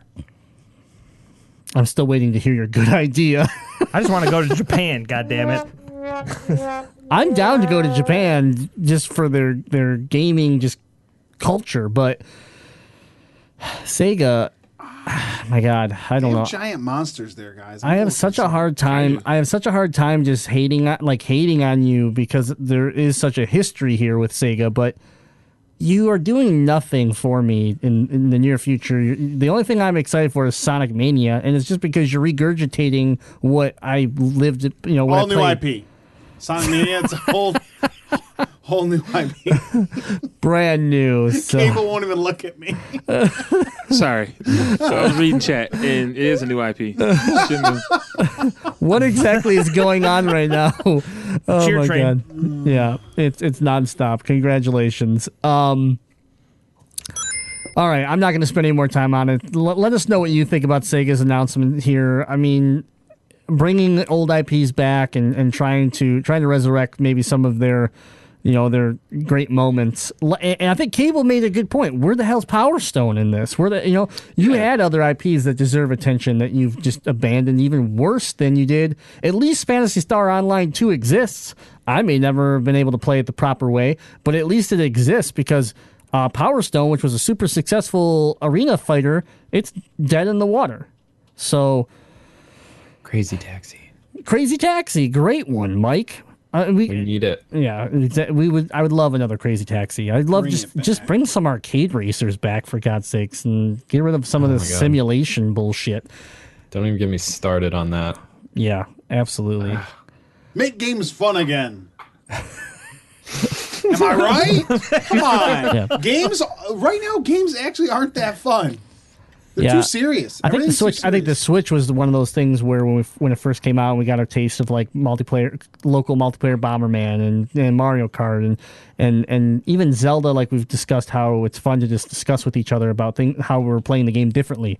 Like that was a piece of gaming that I felt like has been missing. It was just like we played Destiny, we got online, and we either killed people together and had fun, or we yelled at each other because we were getting our asses kicked. And that was what gaming it kind of turned into. He's just mad because gaming is not fun because he doesn't play. He leaves the game and then comes back and expects to get a participation trophy. Me? Yeah. Oh, I need my reward from Iron Banner so that in 2 months it's not going to mean shit. Like maybe if you were playing the game the whole fucking time, you would have known that there's no more participation. For a guy that doesn't care about trophies and stuff like that, you sure care about this one. Whoa. Okay, fair call out. I wanted an in-game item, like a new gun for getting to rank 5, but it's a fair call out for me wanting my participation trophy. I played enough levels. I deserve a free gun. Okay, Jazzy, I'll give you that. Roasted. You got me. Yes! Yeah, I'll give you a toasty. Thank you. Gosh. All right. Well, somebody mark that. Timestamp that. Yeah. Right. Chime in on our Facebook page, Motor City Gaming, or in the Discord, or even the GameZilla group, wherever you want to yell about Sega, then all you need to do is head on over to MotorCityGaming.com, join the groups, and we can yell about Sega together. You can tell me why I'm wrong. I don't really care. I'm just happy that we're recording this podcast finally. It makes me feel good that... Finally, we've been recording it for the last multiple hours. Everyone knows that's a lie, and everyone knows you have no idea what you're doing with that new shiny board. There's no technical issues. Pay no attention to the man behind the curtain. I'm in full control, and I am not drunk. All those things are true. I can tell you... no, you know what? I don't want to admit anything because we don't want to get banned from Twitch. We're having a good time. So, anyways... For the kids. Yeah, it's for the children.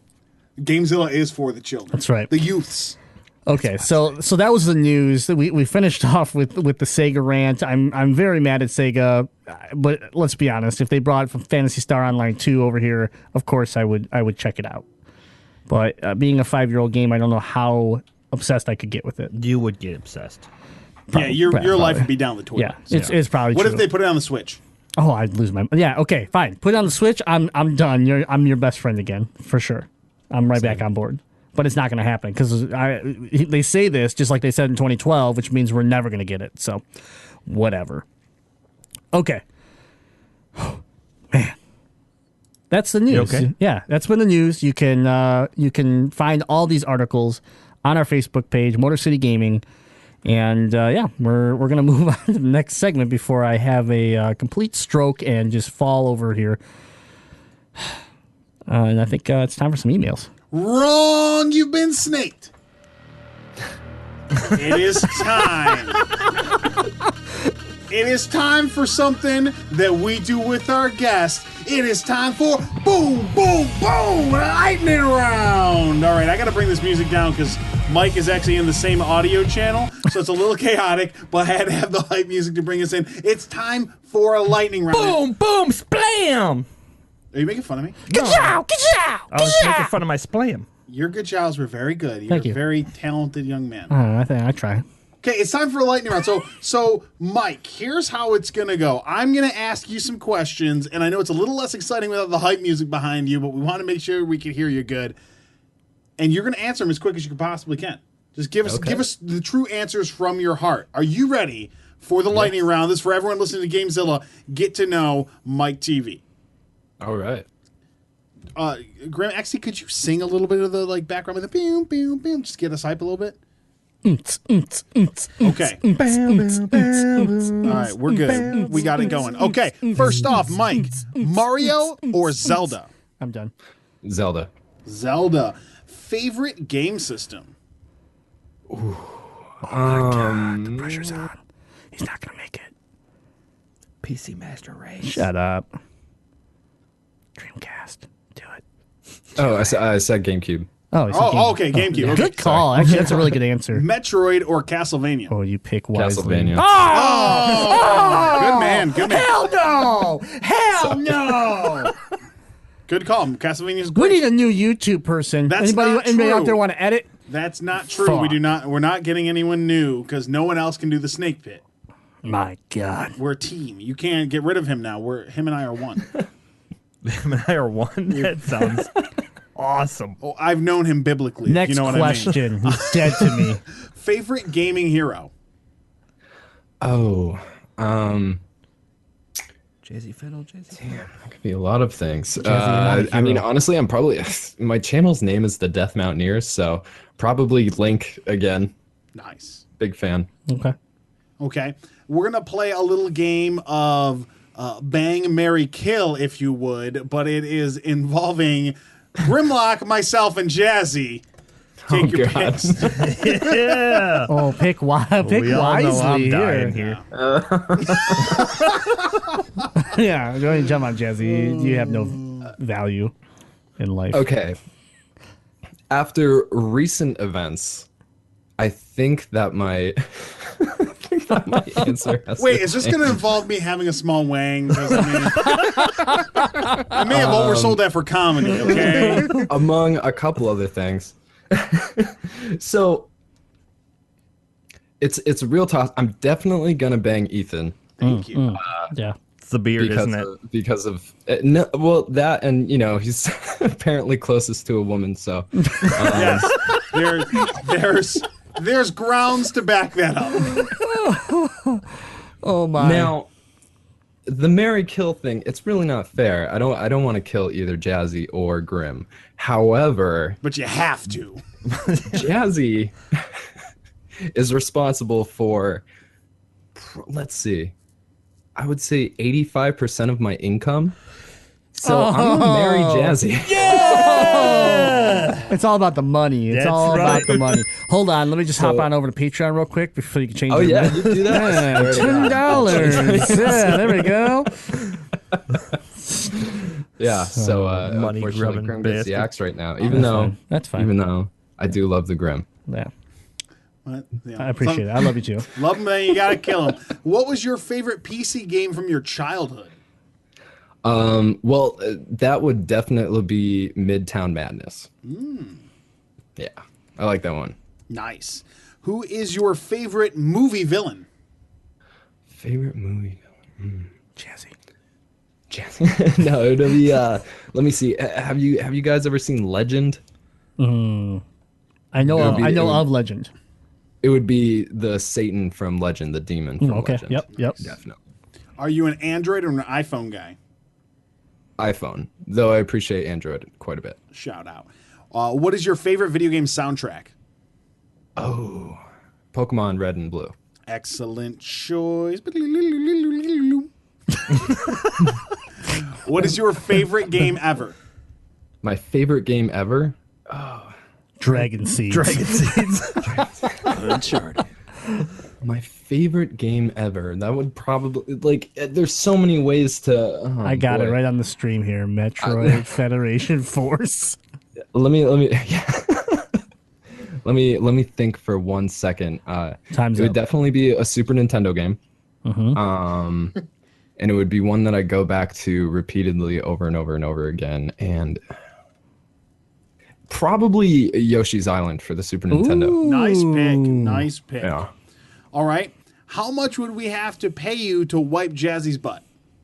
He's Jazzy No Wipe. How many dollars would we have to throw down for you to give him a cleanup? Let's see. So remember, you're getting that sweet discount. Wow. For the wipe, I have had a glass of whiskey, so I'd say $40 for the wipe, $80 for a shave. No. Not bad. All right. We'll have to work that into the budget with the Patreon money so we get Jazzy cleaned up. Yeah, I think the patrons would be okay with us spending that kind of money for that purpose. Absolutely. Important question, being that you're the YouTube star of Motor City Gaming, Snake Pit or Pop Hunters? What's better? Snake Pit. Man, he's just creating show enemies is over. left This and is I know, right? And the Twitch stream's gone. I don't know what's happening. Had to throw that one out there. He actually took us off. Did you really? No, I didn't. Okay. My screen actually buffered, and I actually thought he took us off. And I'm actually going to let Grimm ask you the last question. I'm about to just put up old okay. episodes of Pop. The last question. We all know what's coming here, okay? If you had to have sex with a Pokemon, what Pokemon and why? Oh. I immediately thought of a terrible answer I don't feel comfortable saying live. So you're gonna do it. Just text me the answer. I'll say it live. Is this let me see. He's Got to check if his girlfriend's home for yeah, this one. yeah, If I had to have sex with a Pokemon. yeah, right. Yeah, talk it out, really. Yeah. Yeah, okay. Well, what I'm thinking is which ones are more anthropomorphic than the other ones? Right? A lot of That's people a good go that question. route. Yeah, a lot of people go that route. I go Snorlax because I like them thick. That was on me. Thick, Yeah. mushy thick, though. Yeah, so I got Snorlax. I got Snorlax right off over the side anytime I need a quickie. Right, but the other question is what Pokemon do I hate? So you're trying to hate bang it. Oh, hate Yeah. bang. Yeah. That's deep. That's dark-sided, actually. I went with Okay, the Weavile. I would probably go with Psyduck, Oh, because I feel like Psyduck would forget about it real quick. from the headache. Probably what I did. Grim just knocked over one of our lights with his giant stuffed Snorlax. Listen, we were having a good time. That's all I got to say. All right, I'm just we'll put the light back up and maybe have a quick round You again. know, Mike, maybe your tender loving would heal Psyduck's migraine. It's possible. Also, I the sound it makes is pretty funny, so at least I would get some kind of comedic relief out of it. That's also a little dark-sided. You want it to make like a weird sound while you're banging it.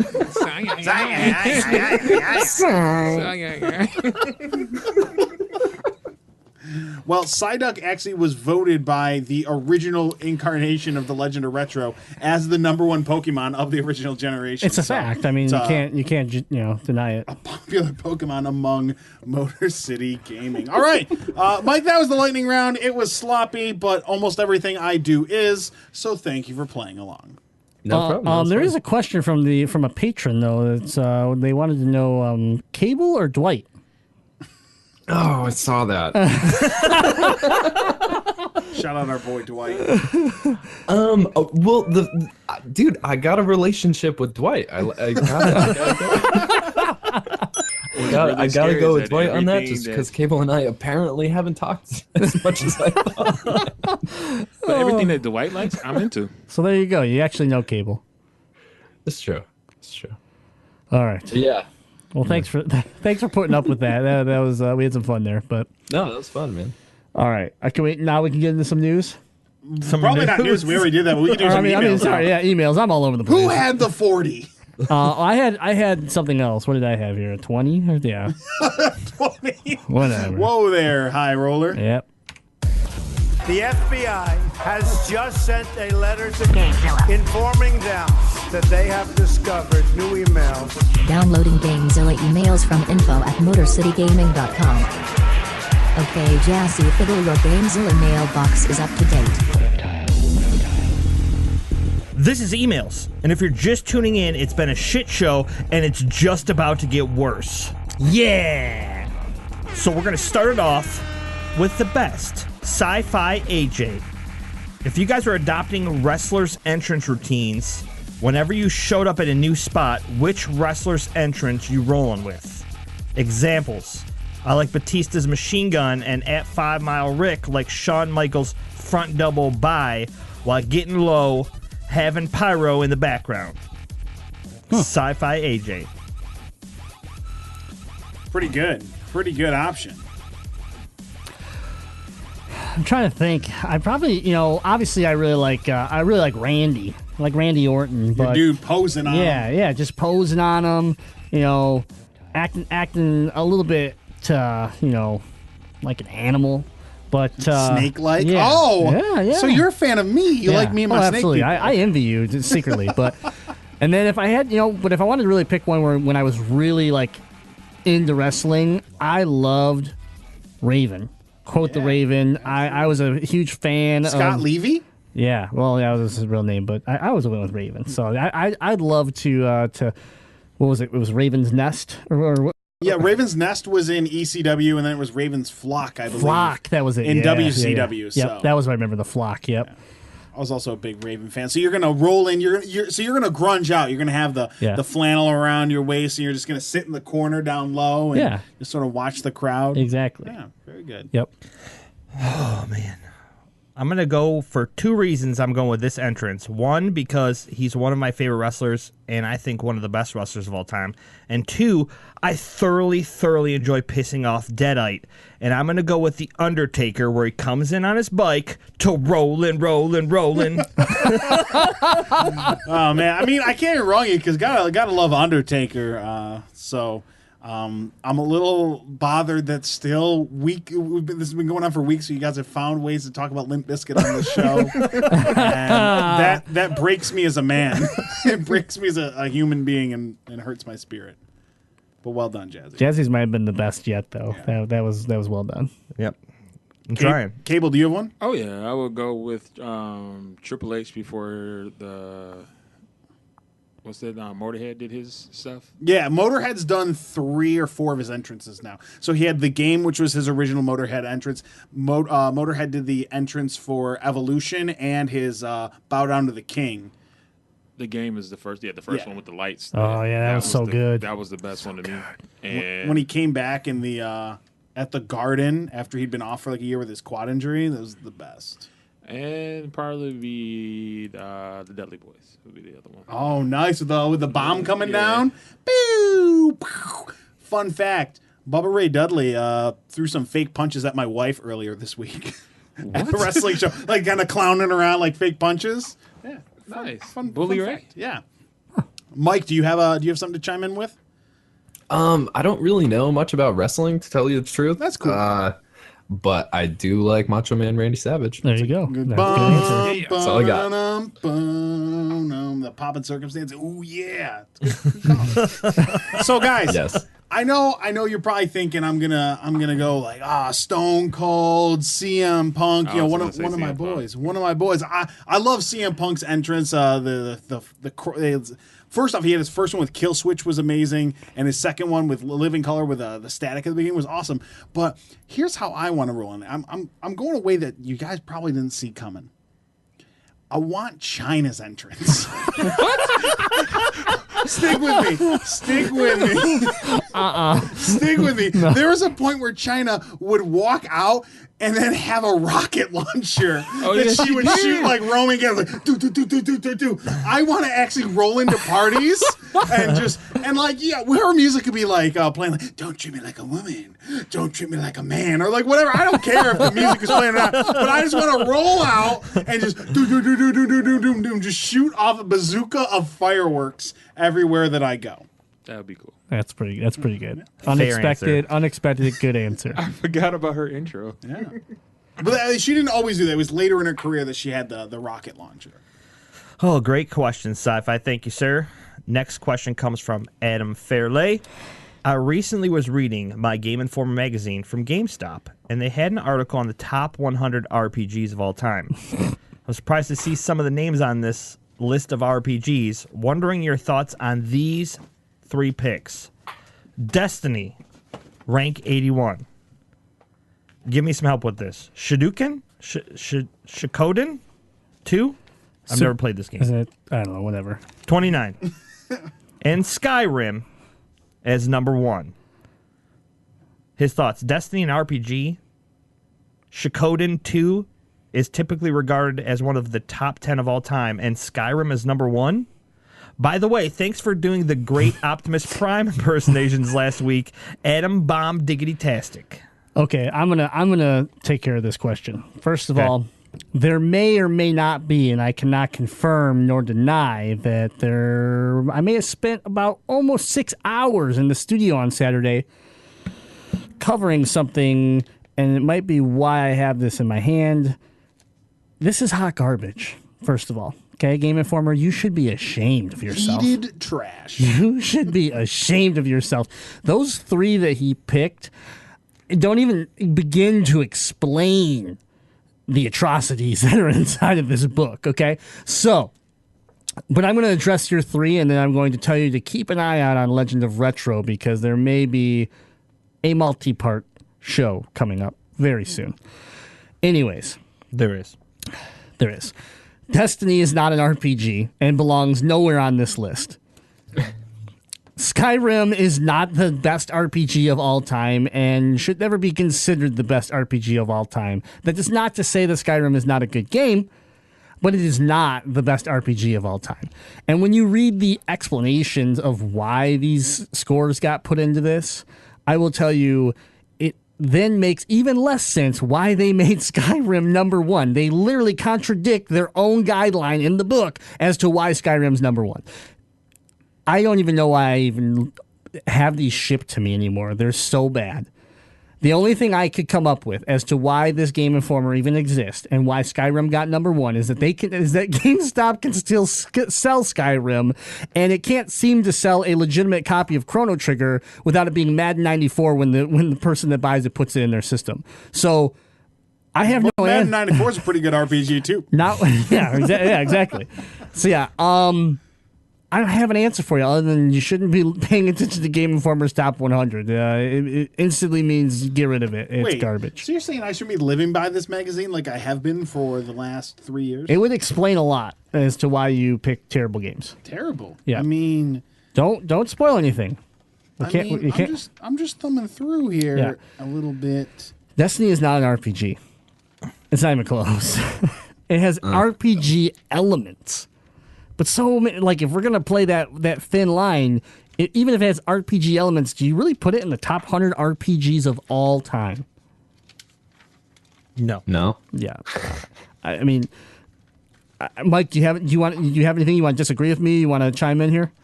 I mean, just that, like, first of all, Game Informer is always wrong, pretty much. And, like, I mean, Skyrim is the number 1 RPG of all time. Like, that's out of control. Yeah. It's just not.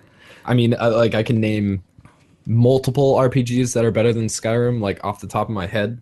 Yeah. You know? Okay, name one. Do it. Earthbound. Earthbound, number 19 on this list. Number 19? It's not even in the top 10? Number 19, yeah. Oh, my God. Pokemon Red. Yeah, Pokemon but Earthbound Blue. doesn't Number have 5 dragons. on this list. Also doesn't really have that many dragons. Good RPGs have dragons. That's Look at the list. Look at the list. No. The more dragons, No. the higher the higher they are on the list. I bet. Not true. That's is a how. fact. That's how I'd rate Not RPGs. true. The more dragons, the better. Again, tune in to the Legend of Retro because we actually took 2 of these lists just recently came out, and we actually took them both and used them together. It made for a very interesting show and some argumentative chat, along with some just question marks like Destiny, really, or like let me throw out Persona 5. I'm not saying it's not a good game, but it's a month old. Do you really want to put it in the top one? If you put it in the top 100, it's got to be far back. Not on one of these lists. I'll tell you that right now. Wow. Yeah, it's brutal. All right. Well, thanks for the question, Adam. Stay tuned for more on your answer. A lot more. Probably too much. Our next question comes from David Lopez. I don't know if you guys D-Lo? covered this before. The Arcade Archive series on PS4 store, but it's so good for old farts like me. The presentation, the ports, graphic options, etc. Top-notch re-releases of oldies on the PS4. It doesn't get the publicity it deserves, but I guess they're doing well because you get new releases often. But my real question is, where is my thing, Jazzy? So answer that part first. See, I finally had the second mortgage It's on its way. paid off on my house. Jazzy apologizes. Yes, I'm sorry. It's on its way. All right. So Arcade Archive is really cool. It's a group that is recreating a lot of the actual arcade ports of this, not the console-based ports that they're then re-releasing. And actually, it's on the PS4, it's on the Xbox One, and it's on the Switch. But they have tiers to their system. And right now, the Xbox One and the Switch are only Neo Geo. So these Neo Geo lots that we're seeing are actually done by these same people. But for the PS4, they do all sorts of cool games, from Bubble Bobble to Double Dragon the list just goes on and on. There's tons of them, and they've already said that that aspect that's on the PS4 is coming to the Switch and the Xbox. So it is real cool. The games are very cheap, and for people that don't have the old consoles and the old cartridges to play, it's probably the best way to play this without, because emulators, they work, but sometimes they're not the greatest. Running things on Retron works, but sometimes you run into lag issues and just response issues. So this tends to be one of the best ways to play some of these classics. So yeah, I'm a huge fan, and I look forward to, like, I've already enjoyed a lot of the Neo Geo stuff, but I really look forward to the other arcade style stuff coming to the Switch. And they've already announced that they're going to be cheaper than what they were on the Wii U. So that's cool. Very good. Thank you for your question, David. Our next question is from Braden. You skipped one. I'm going to save that one for later. I'm just making sure. I've successfully turned my NES Mini into a retro rig. Today, I am purchasing a PSP with hopes of converting it into yet another retro rig. I've even priced out Raspberry Pis to research creating a retro cabinet one day. How big of a douchebag am I for not using the original old-ass cartridges instead of hacked ROMs? It's the fun of hacking the devices that keeps me wanting more. Hashtag SnakeCourt. Hashtag Cable2KX not guilty. Crazy Uncle Braden. I have an answer to this. Let's hear it. Okay, so you're not a douchebag at all for emulating. I think that it's like a totally okay thing to do. As long as you're not like trying to sell them on reproduction cartridges or anything like that. Like, if you want to play the games, play the games. But I want to warn you of things that you'll run into with emulation, and a lot of it comes down to lag and just not using the right hardware. So say you pirate a Super Nintendo game. If it's not coming out of the Super Nintendo, the sound isn't going to be exact, and you're going to be getting things like input lag. which will inevitably either mess up your game in the emulation or mess up your game on the actual system. And it's just things like milliseconds at a time. But say you're really, really, really good at Punch-Out for the Nintendo. If you try to emulate that on anything that isn't an actual Nintendo, there's going to be input lag, and you're just not going to be as good as you were on the actual Nintendo. So, you do what you do, but emulation is never perfect unless you have like a FrameMeister and all that kind of stuff. So. Yeah. So no, I 100% agree. It's a way to be able to play these, and the example I always give is Little Samson. It's hard to go out and buy a $1,000 cartridge so that you can play a game, but an emulation or a reproduction cartridge just so that you can see what the game's all about is always an option. So I think it's perfectly fine because it's almost it borderlines tinkering for me. Like if something breaks, I have to like take it apart and figure out like why it broke and how it works so I can put it back together. So he's basically the fun of hacking them is what he's getting out of it. Well, he's in the tech world, and he loves messing around with this stuff, and like he said, he already hacked his NES Mini. He brought that into work one day, and we got to try it out. And you know what, for what it was, for us to just enjoy some Punch-Out actually at lunch, it was fine. It worked. We had a good time, So I think, for what he is doing with it, especially having, a couple kids and wanting to show them what he grew up on, beyond the 30 games that came on the NES, along with being able to take, now with the PSP, being able to take it on the go, absolutely have fun with it. Quick question though, does hacking your Nintendo Classic, does that deface the value on that? Because that's the main reason I'm not. Technically, right now it increases the value on it. Right now, really, if you wanted to add the 700 and some games in the catalog and then sell it on eBay, you will get about, I'd say, $75 to close to $100 more for your system. That's insane. Yeah, and and the sad part is that these people that are paying more money for it doesn't realize it takes all about 30 seconds to do it. So, yeah. Thank you for the question, Brayden. Our next question is a specific question for our guest, and it is from Testonomics. Oh, no. As Motor City Gaming continues to expand outside of the local area, state, and even country, is there any concern that people affiliated with the team won't be able to tell the difference between one of the staff members and a member of the GameZilla Facebook group? You know what they say, if it ain't Dwight, it ain't right. Testonomics. Oh, man. I didn't know if you were going to read that one or not. Oh, I'm reading it. We got it. We're calling Mike out. Can we lay some ground here? Because there might be some people that have no idea what's going on. And if you're in the chat, if you're in the stream, or you're listening to the show and you're like, "What? Why is this so funny? I don't get it." Basically, had an issue where we had no idea that our video editor, who again resides in Massachusetts and is not, it's not like we hang out with them all the time. And then the one time we did hang out with him, cable wasn't there. So all I'm saying is, he was hanging out in the Discord and in the chat room and thought he was, interacting with one person. And turns out he was actually interacting with a completely different person. So when it came to finally putting an image of that person on a YouTube video, he picked the wrong photo.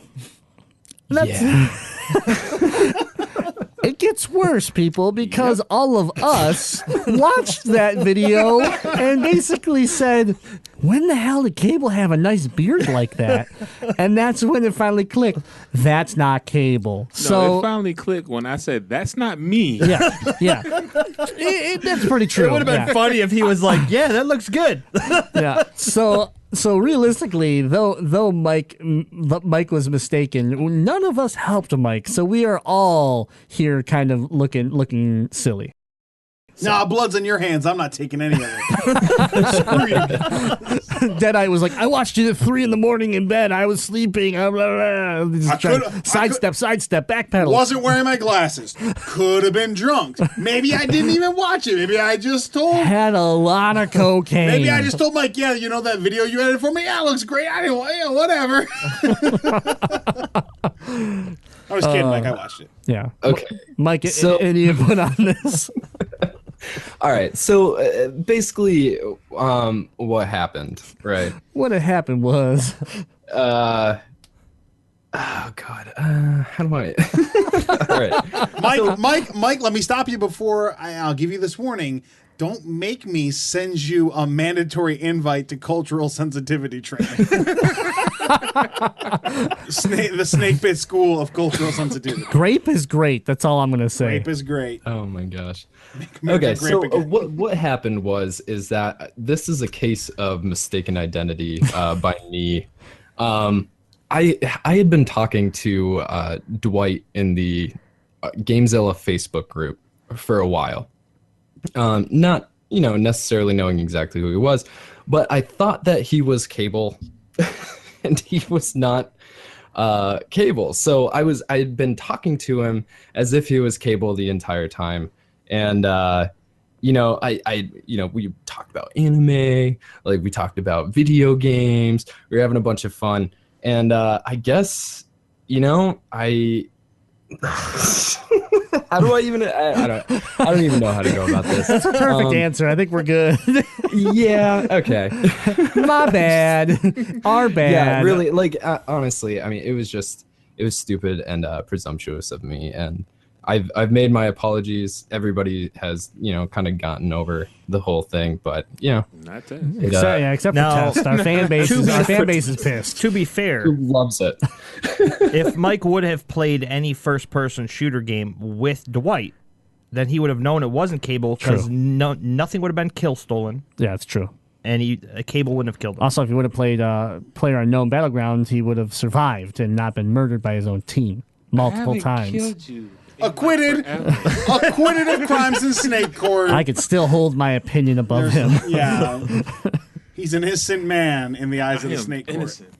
All right. Well, All right, thank you for the question test, Yeah. and I'm sorry, Mike, I had to do it. It's okay. Our last question comes from 5 Mile Rick. My question is about the upcoming weekend. It is Motor City Comic-Con. There is also an indie wrestling show. New Alien movie drops. Seems like there will be a lot of MCG togetherness this weekend. With that being said, what is the longest the crew has continuously been together?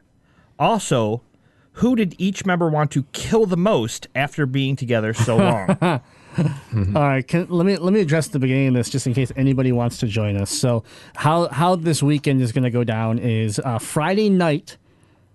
Sci-Fi AJ, myself, and anybody else that would be interested is going to go enjoy the new Alien movie, Alien Covenant. So details will be discussed in the Discord. So if you're not already a member of Discord, make sure you are, and that's where you're going to find details of what theater, what time, and all that stuff. Feel free to come hang out with us. Saturday will be our day at Comic-Con. We'll be there from door open till we get sick of the crowds and want to leave, and you can always find us simply by hitting us up in the Discord again, or just keeping an eye out for the bright neon green Motor City Gaming shirts, or bright neon blue Motor City Gaming shirts. Those are generally the ones we like to wear to the events. So, and we'll be rolling around, geeking out, buying some stuff, but also networking and getting the MCG brand out there. So now that that's covered, we can talk about the longest that the crew has continuously been together. I probably want to think it's Seattle. I think so, yeah. I think Seattle, which would have been 2015, and it would have been the PAX West, PAX Prime at the time, our first convention trip, and it would have been Jazzy, myself, Brick Bitch, 8-Bit AJ, and Cable 2KX, and Chop Snyder. You saying south or west? Oh wait, I'm sorry. I added. Yeah, no, it was. I'm merging these shows together. You didn't get to go to Seattle. I forgot. So it was Chop Snyder. Yep. Chops, Jazzy, myself, and Brick Bitch. Was that it? Just the four of us? Just the four of us. Yeah. Yep. So south we had more people, but we were there the longest because the flight was the longest. We were there for 3, almost 4 days of the show. And then the show runs an extra day. Yeah, and then the flight back, and then right when we got back, right before we left, we had an event, a family video that we were all together on. Mm-hmm. We left the very next day, and then when we got back, we had the shows to do and everything. So we were there, we were together for, I'd say about a week solid straight, where we were seeing each other and basically just like, sleeping in the same hotel room and just having a great time. But I guess as far as, annoyances, I don't know. I'm going to let Jazzy tell me who's annoyed with. Mine's very simple. The longest trip that we had was Seattle, and I love Grimlock and Brick Bitch. They're like a second family to me, so I can't be mad at them. Chops, he's just a giant teddy bear. He's lovable. How can you be mad at Chops? So I'm going to, relegate my answer over to the second longest trip we had, which was PAX South, in which we had a larger amount of teams there. And the person that I could be the most pissed at is Cable 2KX, because he said he didn't have a fucking cold, and he had a fucking cold, and he got all of us sick. That's right. Oh yeah, I'm changing my answer. I was sick as a dog, and it was because he was coughing and sneezing all over me. I didn't vomiting all over the room. I didn't cough. I did sneeze a lot. That room was full of your boogers. And you fart in your sleep. I do not. You do too. You're stinking up the whole room. Buttonmaster Caleb was like pushing his mouth up against the screen window to try to breathe. That is a lie. Cable, just so you know, the statute of limitations is passed. You can't be charged with these crimes and stuff. But if you get people sick on another trip, your ass is going to be on trial. Especially if it's me. I didn't get anyone sick. I had allergies. Bullshit. I'm pretty sure. Bullshit. Pretty sure that's they a were. Claritin. I hung out with them when they got back, and they were quickly very sick immediately after that trip. Yeah. We went to Applebee's. That is true. Oh, God, that was terrible. They were wearing those razors. Actually, those razors might have made you guys sick. Yeah. Those razor headphones might have given you guys brain cancer. Because they're the worst headphones. Razor, I'm calling you out. Those green headphones are a sin against. They're a sin against audio, and you should be ashamed of yourself. He had to have surgery when we came back. Who did? You did, for your ears. Yeah, because you got me that sick. Me that got you sick. It was sinuses. Just so you know, okay. First of all, I had to have surgery because I had a tube in my ear. Now let me explain to you how tubes work, since I've had them my entire fucking life, Crable. And this is how it works. Crable. Listen up, Crable. Yeah, it's Crable. Splam. Yeah. I'm about to splam Crable all over the place here. All right. I didn't get him sick. When I get sick, like a head cold from somebody named Cable or Crable, then guess what? It spreads to my ear real quickly because there's a giant fucking hole that's right from my throat up into my ear. It happens all the time, okay? So, yeah, it was Cable's fault, okay? We were all healthy. We were all happy. And then we hung out with Cable for about a day. And the next day I was like, uh-oh. Cable, are you sure you're not sick? And you're like, I'm not sick. I'm like, all right, maybe I don't know, maybe I'm a little off then. Next day, dead. I was like, God damn it, Cable, you lied to me. You've murdered me. You've ran me over with a car. It's just, it's never ending with this man. He kills, steals. I mean, God. So here's the thing. He abandons people. He just leaves games. He's the best player on our team, he bails.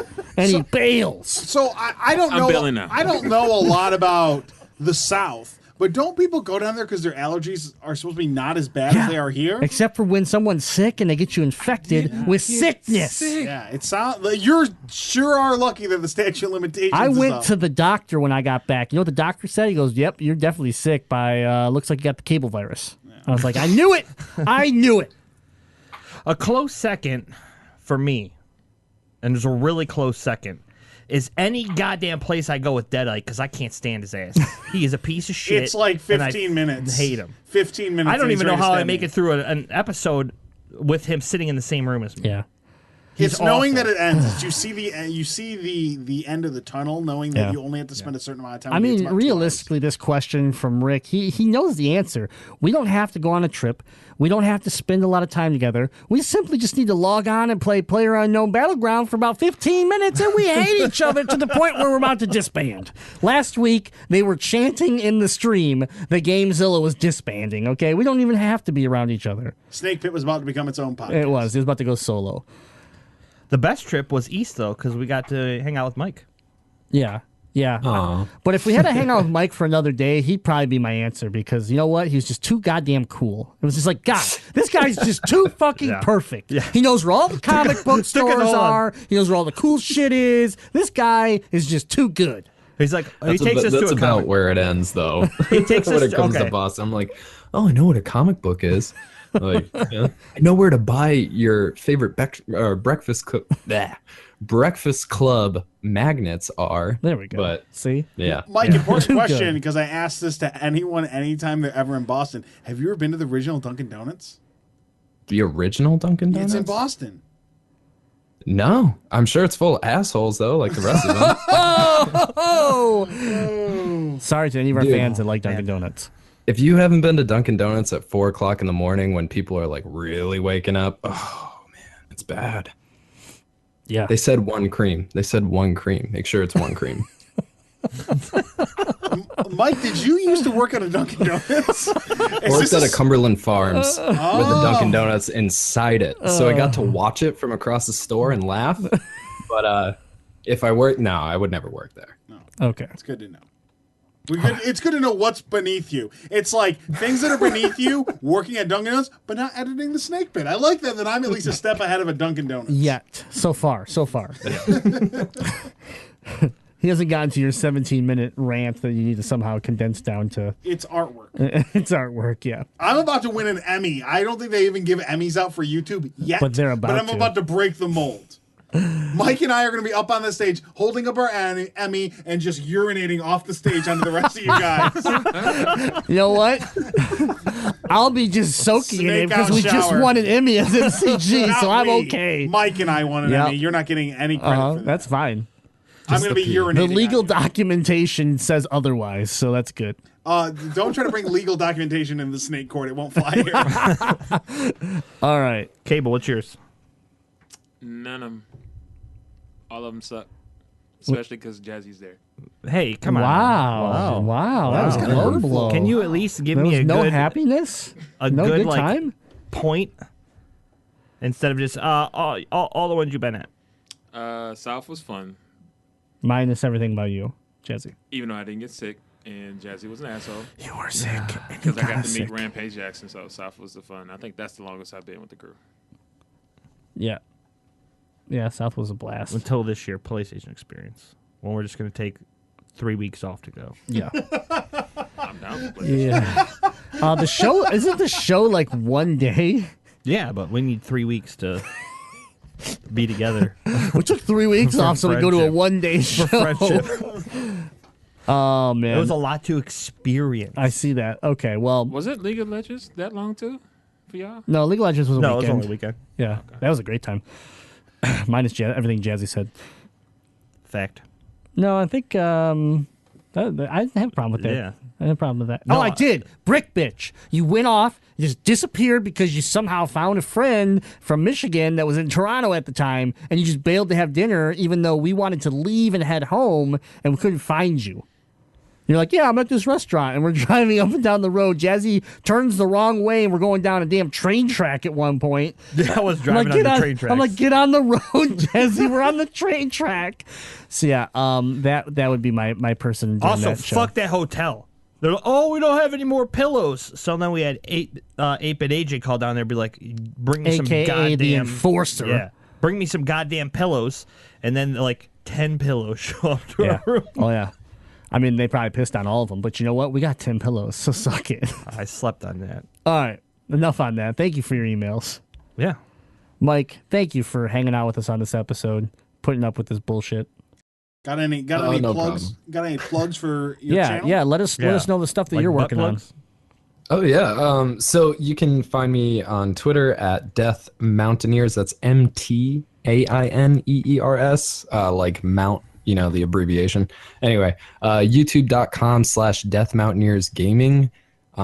We're on Instagram at deathmountaineers. We're on Facebook, facebook.com/deathmountaineers.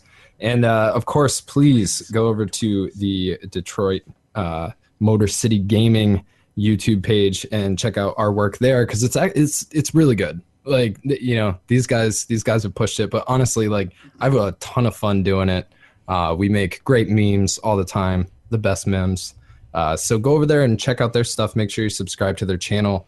There's a lot of big stuff coming. Snake Pit is a great time to work on. I'm excited to get started with Pop Hunters and all the other peripheral shows that we're going to be starting. Best show and ever. always to find the GameZilla highlights. So. Oh, there's plenty this episode. Oh yeah. A couple lowlights too. Yep. But all right. Well, yeah. Thank you for the YouTube plug. We don't have to do ours now, so that's taken care of. But seriously, we want to thank Mike TV. He's been such an awesome addition to the team, and anything that you've watched on YouTube, you know, it's all him. You know, we give him the content, and he just exceeds our expectations every time. I can't thank him enough, and it's been awesome to have him on the show so that everybody can get to know him better. He is in the Discord. He is active on on social media through Motor City Gaming, so feel free to talk to him and and find out more about his projects as well. So, Yeah. all right. And then we want to thank the Detroit Beard Collective once again for sponsoring this episode of the GameZilla Podcast. Remember to use our code MCGaming to save 20% on all your beard grooming orders over $25. So, please. If retro gaming is your thing, then listen to the Legend of Retro podcast every Thursday in the same place you can listen to us. Also, keep in mind, there may or may not be a few episodes on the top 100 RPGs of all time. Yeah, it's heading your way.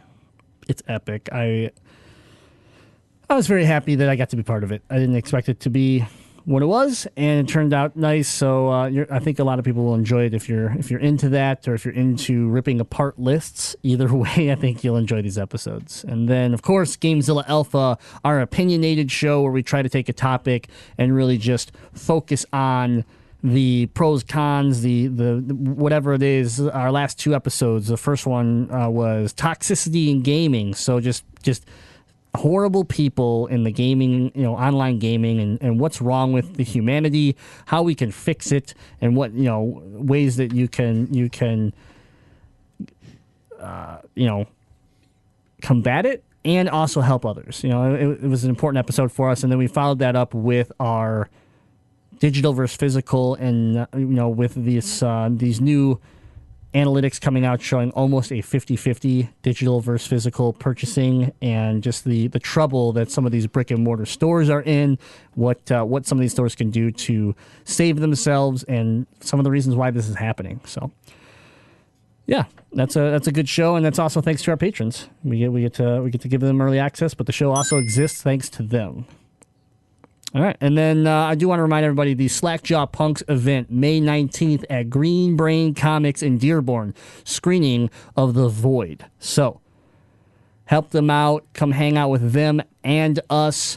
They are a blast, really funny guys, but they know their stuff when it comes to movies, comics, and all sorts of media entertainment. So let's go have a good time at the comic book store, and hopefully we see everybody there. Anything else? Anybody have anything they want to say and do? Minus taking your clothes off, Deadite? I will keep my clothes on. And Snake Pit episode 2 might be a multi-part thing. Mike and I got to work out the details, but it's coming your way. And it may or may not have to do with Mario Kart 8. Mario Kart, you're on the clock. Watch out. I'm coming for you. Snake's going to get you. I'm excited for it. Hope you got the anti-venom, Mario. Yep. Mario. And if you're enjoying us on Twitch, don't forget to keep an eye out for the Cable 2KX stream, where he likes to play games like PlayerUnknown Battleground, League of Legends, Overwatch, different types of games that he's putting some time into. So he's on there quite often throughout the week. So just keep an eye on our social media. He's always posting when he goes live. You might see a BioShock playthrough. Oh yeah, he's been itching. He's been itching for some BioShock. Jazzy, anything exciting coming your way? Nope. Okay. Yep. All right. Well, once again, we want to thank Mike for being on the show. Thanks, Mike. Oh yeah, of course.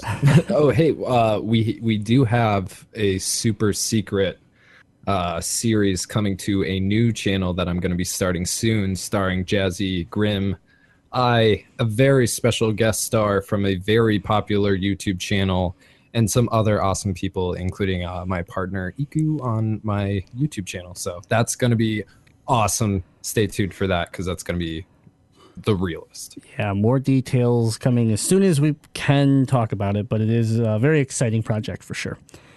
For $7.99, I'll tell you everything. Yeah. No. All right. Call the Jazzy chat line now. Yeah. Well, thanks for tuning in to episode 157 of the GameZilla Podcast. We are the Elite Free DLC for all your gaming news. And until next time, game on!